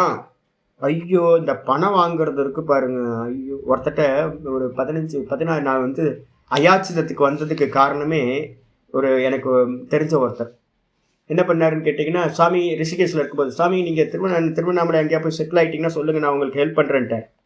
நான் அப்போ சின்ன பையன், வயசுலாம் எனக்கு அதிகம் இல்லை, எனக்கு இதை பற்றிலாம் அதிகம் தெரியாது. நான் வந்ததுக்கப்புறம் கிளாஸ் ஆரம்பிச்சிட்டேன். கிளாஸ்லாம் ஆரம்பிச்சோன்னு சாதுக்கெல்லாம் படிச்சுட்டு இருக்காங்க. புக்ஸ்லாம் வாங்குறதுக்கு பணமே இல்லை. அப்போ அவர் ஞாபகம் வந்துச்சு. அவர் ஞாபகம் வந்து இப்போ இல்லை, அவர் ஞாபகம் வந்து அவருக்கு ஃபோன் பண்ணிச்சு, இது மாதிரி நான் இருக்கேன் அப்படியாச்சு, அனுப்பிடுறா போச்சு, கொஞ்சம் பணம் அனுப்புகிறேன், நான் வந்து புக்கெலாம் வாங்கிக்கிங்க அப்படின்ட்டு ஒரு 500 ரூபாய் அனுப்பிட்டேன். எனக்கு ரொம்ப சந்தோஷமாகி போச்சு. பரவாயில்லையே, நல்லா அனுப்புகிறாரு அப்படின்ட்டு ஒரு 500 ரூபாய் வாங்கி புக்கெல்லாம் வாங்கிட்டேன். அன்றைக்கி ஏதோ ஒரு டெக்ஸ்ட்டு, பகவத்கீதை ஏதோ ஒரு புக், அதெல்லாம் வாங்கி எல்லாத்துக்கும் கொடுத்து ஒரு 10 பேர் பாடம் படிக்கிறாங்க. இது பண்ணி ரொம்ப சிம்பிள் ஜீவனம் எங்களோட. 500 ரூபான்றது அப்போ பெருசு எங்களுக்குலாம். அப்போ வந்து வாங்கி கொடுத்து எல்லாம் போயிட்டுருக்கு. ஊர் ஃபுல்லாக அவர் என்ன பண்ணிட்டாருன்னா, 2 மாதம் கழித்து தெரிஞ்சது எனக்கு, ஊர் ஃபுல்லாக நான் தான் வந்து திருவண்ணாமலையில் பாடசாலை நடத்திட்டு இருக்கேன் அப்படின்ட்டார். அவர் அனுப்புனது 500 ரூபாய் தான். அதுக்கப்புறம் அனுப்பவே இல்லை அவர். அதுக்கப்புறம் தான் எனக்கு தெரிஞ்சது, ஓஹோ, கிரகஸ்தர்கள்ட்ட வந்து பணம் கேட்கக்கூடாது, பணம் யார்கிட்டையும் கேட்கக்கூடாதுன்னு அப்போ எனக்கு ஒரு அறிவு வந்துச்சு. அதுக்கப்புறம் யார்கிட்டையும் வந்து பார்த்தீங்கன்னா எனக்கு வேணும்னு, எனக்கு நான் பாடம் படித்து கொடுக்குறேன், எனக்கு இது வேணும் அது வேணும் எங்கேயும் கேட்டேன். என் தலையில் என்ன எழுதியிருக்கோ அது வரட்டும் அப்படின்னு. அப்போ வந்து பார்த்தீங்கன்னா பரிகிரகம் பண்ணுறோன்னு வச்சுங்களேன், பரிகிரகத்தினால தோஷம் வரும். அப்போ வந்து பார்த்தீங்கன்னா பரிகிரகத்தை விட்டவனா, இப்போ நான் வந்து பார்த்தீங்கன்னா, இப்போ நீங்கள் தட்சணெலாம் அனுப்புறீங்களா சாமி அப்படின்னு கேட்டிங்கன்னா, தட்சணெலாம் அனுப்புறதெல்லாம் நான் வாங்கிக்கிறேன்ல, நான் என்னைக்காவது கேட்டிருக்கேன், அவங்கள்ட்ட கேட்டதில்லை. அயாச்சித்தம் அப்படின்னு பேர், இதுக்கு பேர். இது வந்து பார்த்தீங்கன்னா நிஷ்டைக்கு போகும்போது என்ன ஆகும் தெரியுங்களா? நிஷ்டைக்கு போகும்போது நான் நிஷ்டைக்கு போகிறேன், அதனால வந்து ஒன்றும் யாரும் தட்சணைகளை அனுப்ப வேண்டாம் அப்படின்னு ஒரு அனௌன்ஸ்மெண்ட் பண்ணிட்டு பேசாமல் போய் உட்காந்துடுறேன். வெறுமனே வந்து பார்த்தீங்கன்னா போஜனத்துக்கு, சரீர யாத்திரைக்கு என்ன போஜனம் உண்டோ, ஒரு வேளை பக்ஷணத்துக்கு என்ன உண்டோ அதை மட்டும், அதுவும் பிக்ஷை எடுத்து சாப்பிட்டு பேசாமல் வந்து பார்த்தீங்கன்னா தான் நிற்கிறது. சர்வ பரிகிரகத்தையும் விடுறது. அதனால தான் தெக்த சர்வ பரிகிரகன்னு ஒரு லட்சணம் சொல்லியிருக்கு. ஆசைகளை விட்டவனா இருக்கணும், இந்திரியங்களையும் மனதையும் கண்ட்ரோல் பண்ணவனா இருக்கணும், எல்லா இதையும் பரிகிரகம்னா மற்றவங்கள்ட்ட இருந்து வாங்குறதையும் தியாகம் பண்ணிட்டு, ஷாரீரம் கேவலம் கர்ம. இதாங்க நிஷ்டைக்கு முக்கியமான ஸ்லோகம். ஷரீரத்துக்காக என்ன உண்டோ அந்த கர்மத்தை மட்டும் பண்ணிக்கிட்டு சாப்பிட்றது, தூங்குறது, இதுக்கு என்ன உண்டோ பிக்ஷை பாத்திரம், அப்புறம் படுக்கிறதுக்கு போர்வை, அதுக்கப்புறம் வந்து பார்த்தீங்கன்னா நடக்கிறதுக்கு ஒரு செப்பல், இவ்வளோதான், ஒரு தண்டம். இதை மட்டும் வச்சுக்கிட்டு எவன் வந்து இருக்கானோ, குருவன் ஆப்னோதி நக்கில் விஷம், அவன் வந்து பார்த்தீங்கன்னா அவனோட அந்த கர்மத்தில், மினிமம் கர்மத்தில் இருந்து கூட அவன் பந்தப்படுவதில்லை. அப்போ எப்படி இருக்கணும்? அடுத்து சொல்லுது 22வது, நிஷ்டையை சம்பாதிக்கிறவன் எப்படி இருக்கணும்? எதிர்ச்சாலாப சந்துஷ்டா துவந்த்வாதீதோ விமத்சரஹ சமசித்தாவசித்தௌச்ச கிருத்வாபி ந நிபத்யதே. எதிர்ச்சாலாப சந்துஷ்டகன்னா என்ன அர்த்தம்? எதிர்ச்சையா ஆகாச விருத்தின்னு சொல்லுவோம். வானத்துல இருந்து பகவானா என்ன போடுறாரோ அதுதான். கர்மத்துல என்ன கிடைக்குதோ அந்த பிராரப்த கர்மம், இந்த சரீரத்துக்கு என்ன எழுதி வச்சிருக்கோ அதை மட்டும் எதையும் கேட்காம, யார்கிட்டையும் எதையும் வாங்காம, என்ன நான் சொல்லியிருக்கேன்ல, வெறும் அயாச்சித ஜீவனமா இருக்கிறது. யார்கிட்டையும் எதுவும் கேட்காம எதிர்ச்சையா எது சித்திக்குதோ அதை எடுத்துக்கிட்டு, துவந்த்வாதீதோ இருமைகளை கடந்தவனா, எந்த ஒரு எதிரி பாவமும் யாரிடத்திலையும் எதிரி பாவம் இல்லாம விமத்சரகா சமசித்தாவ சித்த உச்ச, எது நடந்தாலும் சம புத்தியோட எவன் இருக்கானோ அவன் நிஷ்டையில இருக்கிறவன், அவன் செய்யற காரியங்களால் அவன் பந்தப்படுவதில்லை, நிஷ்டை கூடிக்கிட்டே போகும் அப்படின்னு வந்து பாத்தீங்கன்னா அழகா வந்து பாத்தீங்கன்னா 21, 22ல சொல்லியிருக்கு. இதுக்கப்புறம் வந்து பாத்தீங்கன்னா 23ல சொல்லியிருக்கு. கத சங்கஸ்ய முக்தஸ்ய ஞானாவஸ்தித சேதசஹ யஜ்ஞாயாச்சரதः கர்ம சமக்ரம் பிரவிலீயதே. எவன் வந்து பாத்தீங்கன்னா ஞானாவஸ்தித சேதசஹ, ஞானத்திலேயே புத்தி வந்து பாத்தீங்கன்னா அகம் திரஷ்டா திருஷ்டா திருஷ்டா திருஷ்டா, இது திருஷ்யம் இது திருஷ்யம் இது திருஷ்யம், நான் வந்து பாத்தீங்கன்னா கர்த்தா இல்லை போக்தா இல்லை, நான் சச்சிதானந்த சுரூபம் அப்படின்னு ஞான அவஸ்தித சேத்தசக, அதான் ஞான நிஷ்ட, தன்னிடத்திலேயே ஞானத்திலேயே நின்றவனாக கதசங்கஸ்ய முக்தஸ்ய, எல்லா விஷயங்களிலும் பற்றுதலை விட்டு முக்தனாயிருக்கிறவன் எவனோ அவனால் பண்ணக்கூடிய எல்லா கர்மங்களும் வந்து பார்த்தீங்கன்னா சமக்ரம் பிரம கர்ம யஜ்ஞாயாச்சரத்தக, அதெல்லாம் அவன்கிட்ட வந்து பார்த்தீங்கன்னா லோக சங்கிரகமா அவன்கிட்ட இருந்து நடக்கும். அதனால் வந்து பார்த்தீங்கன்னா அவன் என்ன ஆகிறானா, அவனுடைய கர்மங்கள் எல்லாம் இங்கேயே நசிஞ்சு போகின்றன, இல்லாமல் நாசத்தை அடைகின்றன, அவன் முக்தனாவே இருக்கிறான். அப்ப மனசு வந்து பார்த்தீங்கன்னா ஞானத்துல நிக்கணும், நிஷ்டைய அடையணும். ஆயிடுச்சா? இதுக்கப்புறம் வந்து பார்த்தீங்க அப்படின்னா 35வது ஸ்லோகம், 4வது அத்தியாயத்துல 35வது ஸ்லோகம். நிறைய பேர் என்ன நினைச்சுக்கிறாங்க அப்படின்னு கேட்டீங்கன்னா, புரிஞ்சா போதும் நினைக்கிறாங்கல்ல, அந்த ஸ்லோகத்துக்கு தான், அந்த இதுக்கு தான் இங்க ஆச்சாரியா சொல்றாரு. யஜ்ஞாத்வா ந புனர்மோகம் ஏவம் யாஸ்யசி பாண்டவ ஏன பூதான்யசேஷேன திரக்ஷ்யஸ்யாத்மன்யதோ மயி. இந்த பகவானை பத்தி வந்து பார்த்தீங்கன்னா, ரமண பகவானை பத்தி ஒரு 2 நாளுக்கு முன்னாடி கூட நம்ம பக்தர் ஒருத்தர் வந்தார். சாமி, அவர் வந்து பார்த்தீங்கன்னா அவங்க ஃபேமிலியை உள்ள கொண்டு வந்துட்டாரு சாமி. மோகம் இருக்குமா சுவாமி? மோகம் இருந்தால் தானே இதெல்லாம் வந்து பந்தம்லாம் இருக்கும் அப்படின்னு. ஒரு முக்த புருஷரை சுற்றி வந்து பார்த்தீங்கன்னா நமக்கு தெரியாது. இந்த ஹிஸ்ட்ரி வந்து பார்த்தீங்கன்னா தப்பு தப்பாக எழுதும். இப்போ நீங்கள் என்னை வந்து திருவண்ணாமலையில் இருக்க சாதுக்கள்கிட்ட கொஞ்சம் கேட்டு, 2 கேட்டகரி சாதுக்கள் இருக்காங்க. முன்னாடி வந்து ஒரு 10 வருஷத்துக்கு முன்னாடி, ஒரு 5 வருஷத்துக்கு முன்னாடி பாடங்க கேட்டுட்டு இருக்கவங்கள்ட்ட கேட்டிருந்தீங்கன்னா அப்போ சொல்லியிருப்பாங்க, சாமி வந்து பார்த்தீங்கன்னா அவ்வளோ தியாகம் பண்ணி. எப்போ நான் வந்து பார்த்தீங்கன்னா சாதுக்கள்கிட்ட விலகி, ஐயோ இவங்க நம்ம பாதைக்கு சரியாக வரமாட்டாங்கன்னு விலகி இப்போ நிற்கிறனோ, என்கிட்ட லாபம் எடுத்தவங்கெல்லாம் என்ன பண்ணுவாங்கன்னு கேட்டிங்கன்னா, சாமி ஐயோ அப்படின்னு இல்லாதது பொல்லாதெல்லாம் பேசுவாங்க. இப்போ என்கிட்ட லாபம் எடுத்துக்கிட்டு இருக்கவங்க என்ன பேசுவாங்கன்னு கேட்டிங்கன்னா, சுவாமி சூப்பருங்க, சாமி வந்து பகவான் மாதிரி அப்படிங்குவாங்க. அப்போ என்ன அர்த்தம்னு கேட்டிங்கன்னா, ஜீவிச்சுக்கிட்டு இருக்கும் போதே ஒருத்தர் கொஞ்சம் பேர் நல்லதாக பேசுவாங்க, கொஞ்சம் பேர் கெட்டதாக பேசுவாங்க. அப்போ எதை நிர்ணயம் பண்ணுறது யோசிச்சு பாருங்க. இந்த உலகத்தில் வந்து பார்த்தீங்கன்னா கிருஷ்ணரை பற்றியும் கெட்டதாக பேசுகிறவன், நல்லதாக பேசுகிறவன் இருக்கான், ராமரை பற்றியும் பேசுகிறவன் இருக்கான். நிறைய நல்லவங்களை எல்லாத்தையும் வந்து பார்த்தீங்க அப்படின்னா விமர்சனங்கள் இந்த உலகத்தில் போயிட்டே இருக்கும். யார் என்னன்னு தெரியாது. சாஸ்திரம் என்ன சொல்லுதுன்னா, நிஷ்டனுக்கு மோகம் இருக்குமான்னு கேட்டிங்கன்னா, நிஷ்டனுக்கு என்ன இருக்காது? மோகமே இருக்காது. அப்போ பகவான் வந்து பார்த்தீங்கன்னா, ரமண பகவான் வந்து அவங்க ஃபேமிலியெல்லாம் சேர்த்துட்டார். நிறைய பேர் வந்து சேர்ந்துருவாங்க. இப்போ நானே ஒரு டைமுக்கு வரைக்கும் நான் என்ன பண்ணுவேன், சில சமயம் கண்ட்ரோல் பண்ணி பார்ப்பேன், சரி நடக்கட்டும் ஏதோ நடக்கட்டும் அப்படின்றோம். சில சமயம் ஒரு டைட்டாக பிடிச்சிக்கிட்டு சிலதெல்லாம் கண்ட்ரோல் பண்ணிகிட்டே இருப்போம், எரிச்சலாக இருக்கும். சரி தொலைது, ஏதோ நடக்கட்டும், இதுதான் விதி பண்ண இருக்கு அப்படின்னு விடுறது. இதே மாதிரி நிஷ்டர்கள் என்ன பண்ணுவாங்க அப்படின்னு கேட்டிங்கன்னா, சுரூபத்தில் நிற்கிற நிஷ்டர்கள் என்ன பண்ணுவாங்க, எது நடந்த ஒரு டைமுக்கு கண்ட்ரோல் பண்ணி பார்ப்பாங்க. கண்ட்ரோல் பண்ணும் போது கர்த்தத்துவம் வந்துடும், போக்திருத்துவம் வந்துடும், சத்தியத்துவம் வந்துடும், எல்லாம் வந்துடும். இதையெல்லாம் பொய்ன்னு பார்க்குறவங்க என்ன பண்ணுவாங்க அப்படின்னு கேட்டிங்கன்னா, ஏதோ நடக்கட்டும், எனக்கு இதுக்கு சம்பந்தம் இல்லை அப்படின்னு தாண்டில் நிற்க ஆரம்பிச்சிருவாங்க. வெளியில் இருக்கிற சம்சாரிகள் என்ன பண்ணுவாங்க, சம்சாரத்தை கிரியேட் பண்ணி சம்சாரத்துக்குள்ளார ஒரு பெரிய இது போயிட்டே இருக்கும். இது மாதிரி எல்லா மகான்களுக்கு பின்னாடியும் நிறைய நடந்திருக்கு.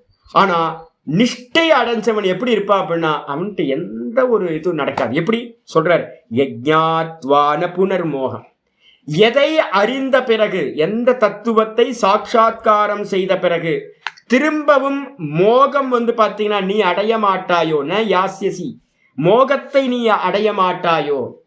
மோகத்தை அடையாத வந்து பார்த்தீங்கன்னா ஒரு ஞானம் இருக்கு அப்படின்னா அது அனுபூதி ஞானம் தான். சாட்சாத்காரத்துல தான் அகம் பிரம்மாஸ்மி, நான் சர்வம் பிரம்மமயம்னு ஒருத்தருக்கு உண்டாகுது.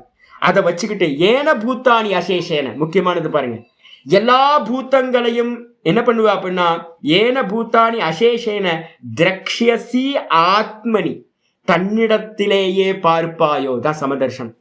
அனுபூதியில தான் உண்டாகும். அப்ப அப்பா குழந்தைங்க, அம்மா பேர குழந்தைங்க இதெல்லாம் இருக்குமா? அப்பனா எல்லா ஜீவராசியும் தன்னிடத்துல பார்ப்பான். ஒரு குறிப்பிட்ட ஃபேமிலியை மட்டும் எனக்கு வேணுங்கிற ரிலேஷன்ஷிப்பை மட்டும் தன்னிடத்துல பார்க்க மாட்டான்.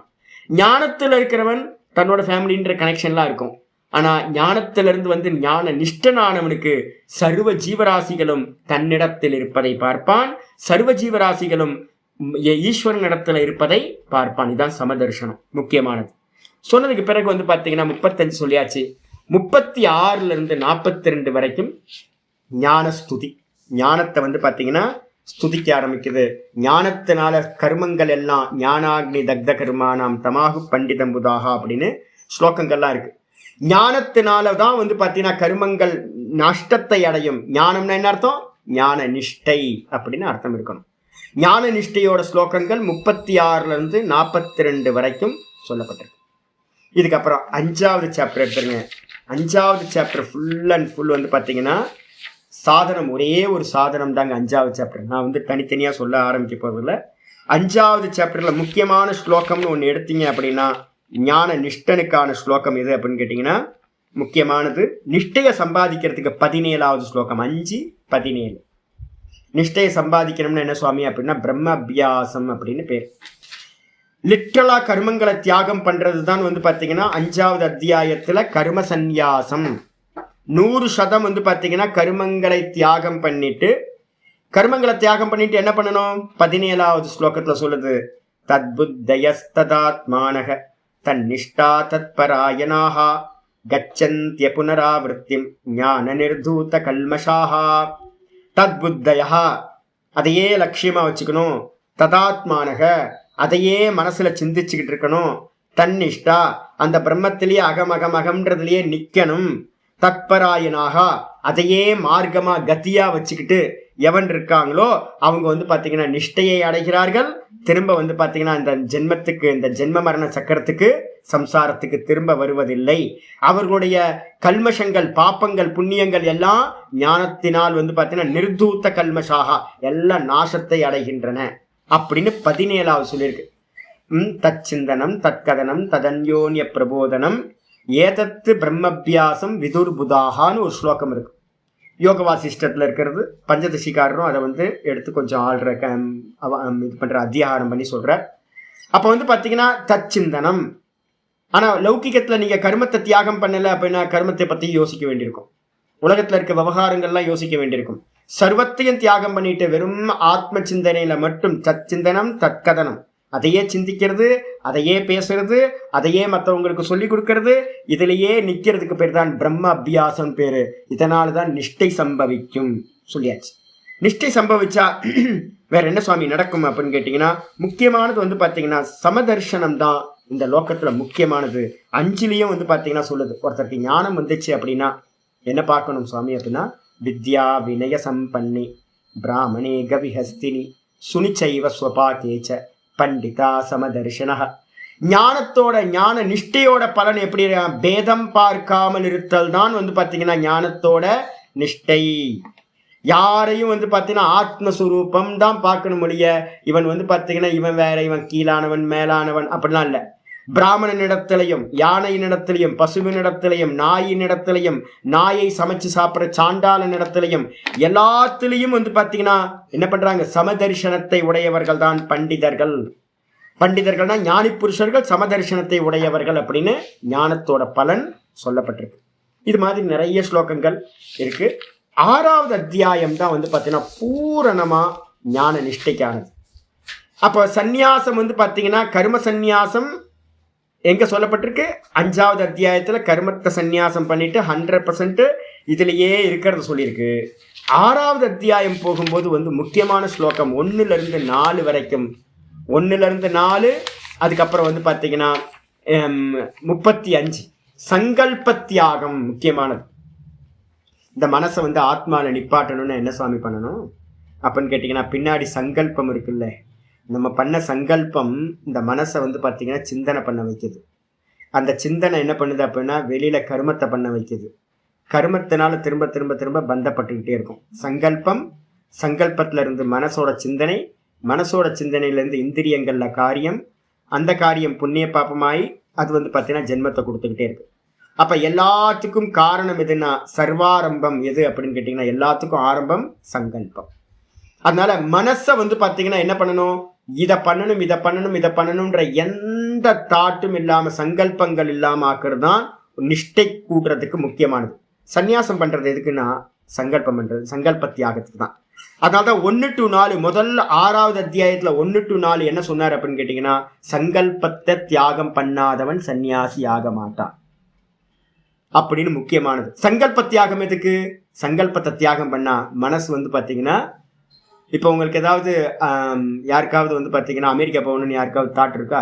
ஒருத்தர் 2 பேருக்கு இருக்கும், மீதி பேர் இருக்கலாம், ஒரு 70 பேர் உட்காந்துருக்கீங்க. அமெரிக்கா போகணும், ஹரித்வார் போகணும்னு ஏதாவது இருக்கா? இல்லை. அப்போ மனசு வந்து பார்த்தீங்கன்னா அதை பற்றின சிந்தனை இருக்கா மனசில்? இல்லை. இப்போ யாருக்கு போகணும்னு இருக்கோ, அமெரிக்கா போகணும் ஹரித்வார் போகணும்னு யாருக்காவது பிளான் இருந்துச்சு அப்படின்னா, இப்போ நிறைய நான் நேற்று நைட்டு மெசேஜ் போட்டேன், நாளையிலேருந்து லீவு 16 நாள் அப்படின்னு. யார் யாருக்கு என்னென்ன சங்கல்பம் இருக்குன்னு நீங்களே பார்த்துக்குங்க. அப்ப நேற்று லீவை பார்த்த உடனே எங்க போலாம் அப்படின்னு ஒரு ப்ரோக்ராம் வந்துச்சுன்னா மனசு என்ன பண்ணும், அதை பத்தியே சிந்திச்சுக்கிட்டு இருக்குமா? அப்ப சங்கல்பம் பண்ணாத வரைக்கும் லீவுன்னு சொல்லாம இருந்தேன்னா மனசு சாந்தமா இருக்கும். லீவுன்னு சொன்னோன்னே எங்க போறது, ஓ ஹரித்வார் போலாமா, அயோத்தியா போலாமா, எங்க போலாம், ஸ்ரீரங்கம் போலாமா, ராமேஸ்வரம் போலாம் அப்படின்னு வந்து மனசுக்குள்ளார ஒரு சங்கல்பம் போட்டீங்கன்னா சிந்தனை போயிட்டே இருக்கும். அப்ப மனசு நிக்கவே நிக்காது, அதை பத்தியே யோசிச்சுக்கிட்டே இருக்கும். போய் அந்த காரியம் முடிகிற வரைக்கும். போயிட்டு வந்ததுக்கு பிறகு என்ன பண்ணும், நான் போயிட்டு வந்தேன், அங்கே நடந்துச்சு, இப்படி நடந்துச்சு, அப்படி நடந்துச்சுன்னு அதை குறிச்சே சிந்தனை பண்ணிட்டு இருக்கோம் 1 மாசத்துக்கு. அப்போ சங்கல்பம் தான் வந்து பார்த்தீங்கன்னா எல்லாத்துக்கும் மூல காரணம். அதனால வந்து பார்த்தீங்கன்னா 1 to 4 சங்கல்ப தியாகம் சொல்லுது.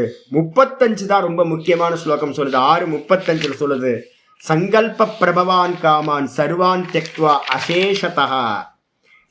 24 34 இல்லை 24 தான் முக்கியமா சொல்லுது. என்னன்னு கேட்டீங்கன்னா சங்கல்ப பிரபவான் காமான், சங்கல்பத்துல இருந்தா எல்லா காமங்களும் சிந்தனைகளும் காம சிந்தனைகள் வருது. அதனால எல்லாத்தையும் தியாகம் பண்ணிட்டு மனசை வேந்திரிய கிராமம் வினியம்ய சமந்ததக, சங்கல்பத்தை தியாகம் பண்ணிட்டு இந்திரியங்களையும் மனசையும் கண்ட்ரோல் பண்ணிட்டு வந்து பாத்தீங்கன்னா 4 பக்கமும் போறதையும் கண்ட்ரோல் பண்ணிட்டு என்ன பண்ணணும் சுவாமி ஒரு சாதகன் அப்படின்னா 25 சொல்லுது.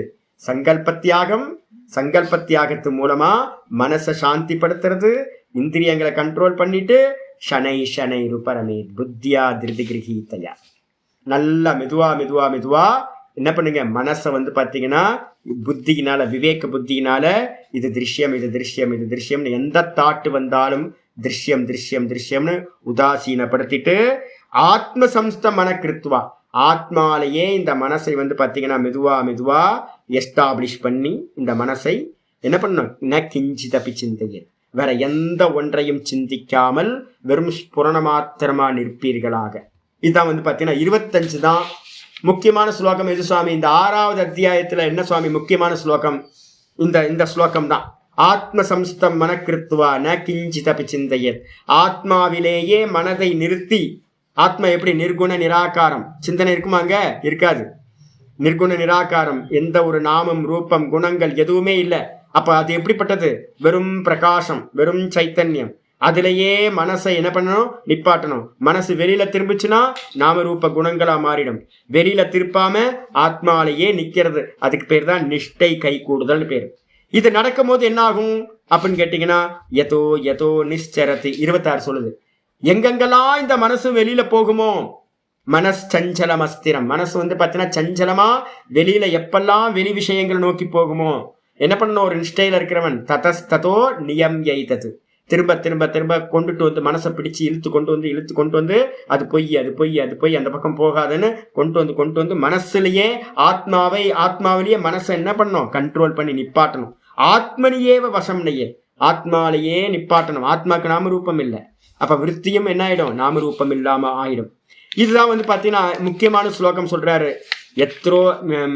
எத்ரோ பரமதே சித்தம். இதை நம்ம அபியாசம் பண்ணிக்கிட்டே வந்தா என்ன சுவாமி நடக்கும் அப்படின்னு கேட்டீங்கன்னா 20வது ஸ்லோகம் முக்கியமான ஸ்லோகம் சொல்லுது. 20வது ஸ்லோகம் சொல்லுது, எத்ரோ பரமதே சித்தம் நிருத்தம் யோக சேவையா எத்திர சைவாத்மனாத்மானம் பஷ்யன்னாத்மனி துஷ்யதி.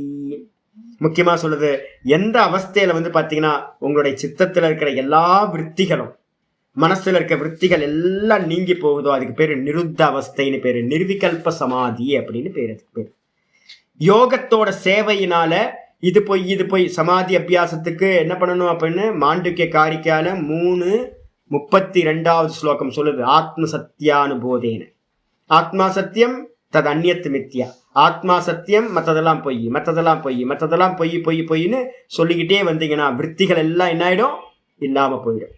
இல்லாம போச்சுன்னா தானா நிக்கிற அவஸ்தைக்கு பேர் தான் நிர்விகல்ப சமாதி. அந்த இடத்துல தான் தன்னையே அவன் பார்த்து சந்தோஷப்படுகின்றான் அப்படின்னு வந்து பாத்தீங்கன்னா 20வது ஸ்லோகம் சொல்லுது. இதுக்கு எக்ஸாம்பிள் ஏதாவது இருக்கான்னு கேட்டீங்கன்னா 19வது ஸ்லோகம் சொல்லுது. யதா தீபோ நிவாதஸ்தஹ நேங்கதே சோபமா ஸ்மிருதா யோகினோ யத சித்தஸ்ய விஞ்சதோ யோகமாத்மனஹ யோகமாத்மனஹ சொல்லுது. எப்படி தீபம் வந்து பாத்தீங்க அப்படின்னா வெறும் காற்று இல்லாத இடத்துல வெறும் பிரகாசமா ஆடாம அசையாம, என்னோட வீட்டுல இப்ப தீபம் அப்படிதான் எரியுது, ஃபேன் காத்து ரொம்ப கம்மியா வச்சிருக்கு, வெறும் பிரகாசம் மாத்திரமா எப்படி இருக்கோ அது மாதிரி நிதித்தியாசனத்துல நிஷ்டையில இருக்கிறவனுக்கு எப்படி இருக்கும்னா வெறும் அவேர்னஸ் மட்டும்தான் இருக்கும், கான்சியஸ்னஸ் மட்டும்தான் இருக்கும். மனசு வந்து பாத்தீங்கன்னா விற்த்திகள் இல்லாம ஆடாத நிக்கிறது. இதுதான் வந்து பாத்தீங்கன்னா யோகத்தோட உச்சம் அப்படின்னு சொல்லியாச்சு. இதனால என்ன கிடைக்கும், ஆத்தியந்திகம் சுகம் கிடைக்கும், பிரம்மானந்தத்தை அடையலாம், திரும்ப இந்த சம்சாரம் வரவே வராது அப்படின்னு முடிச்சாச்சு.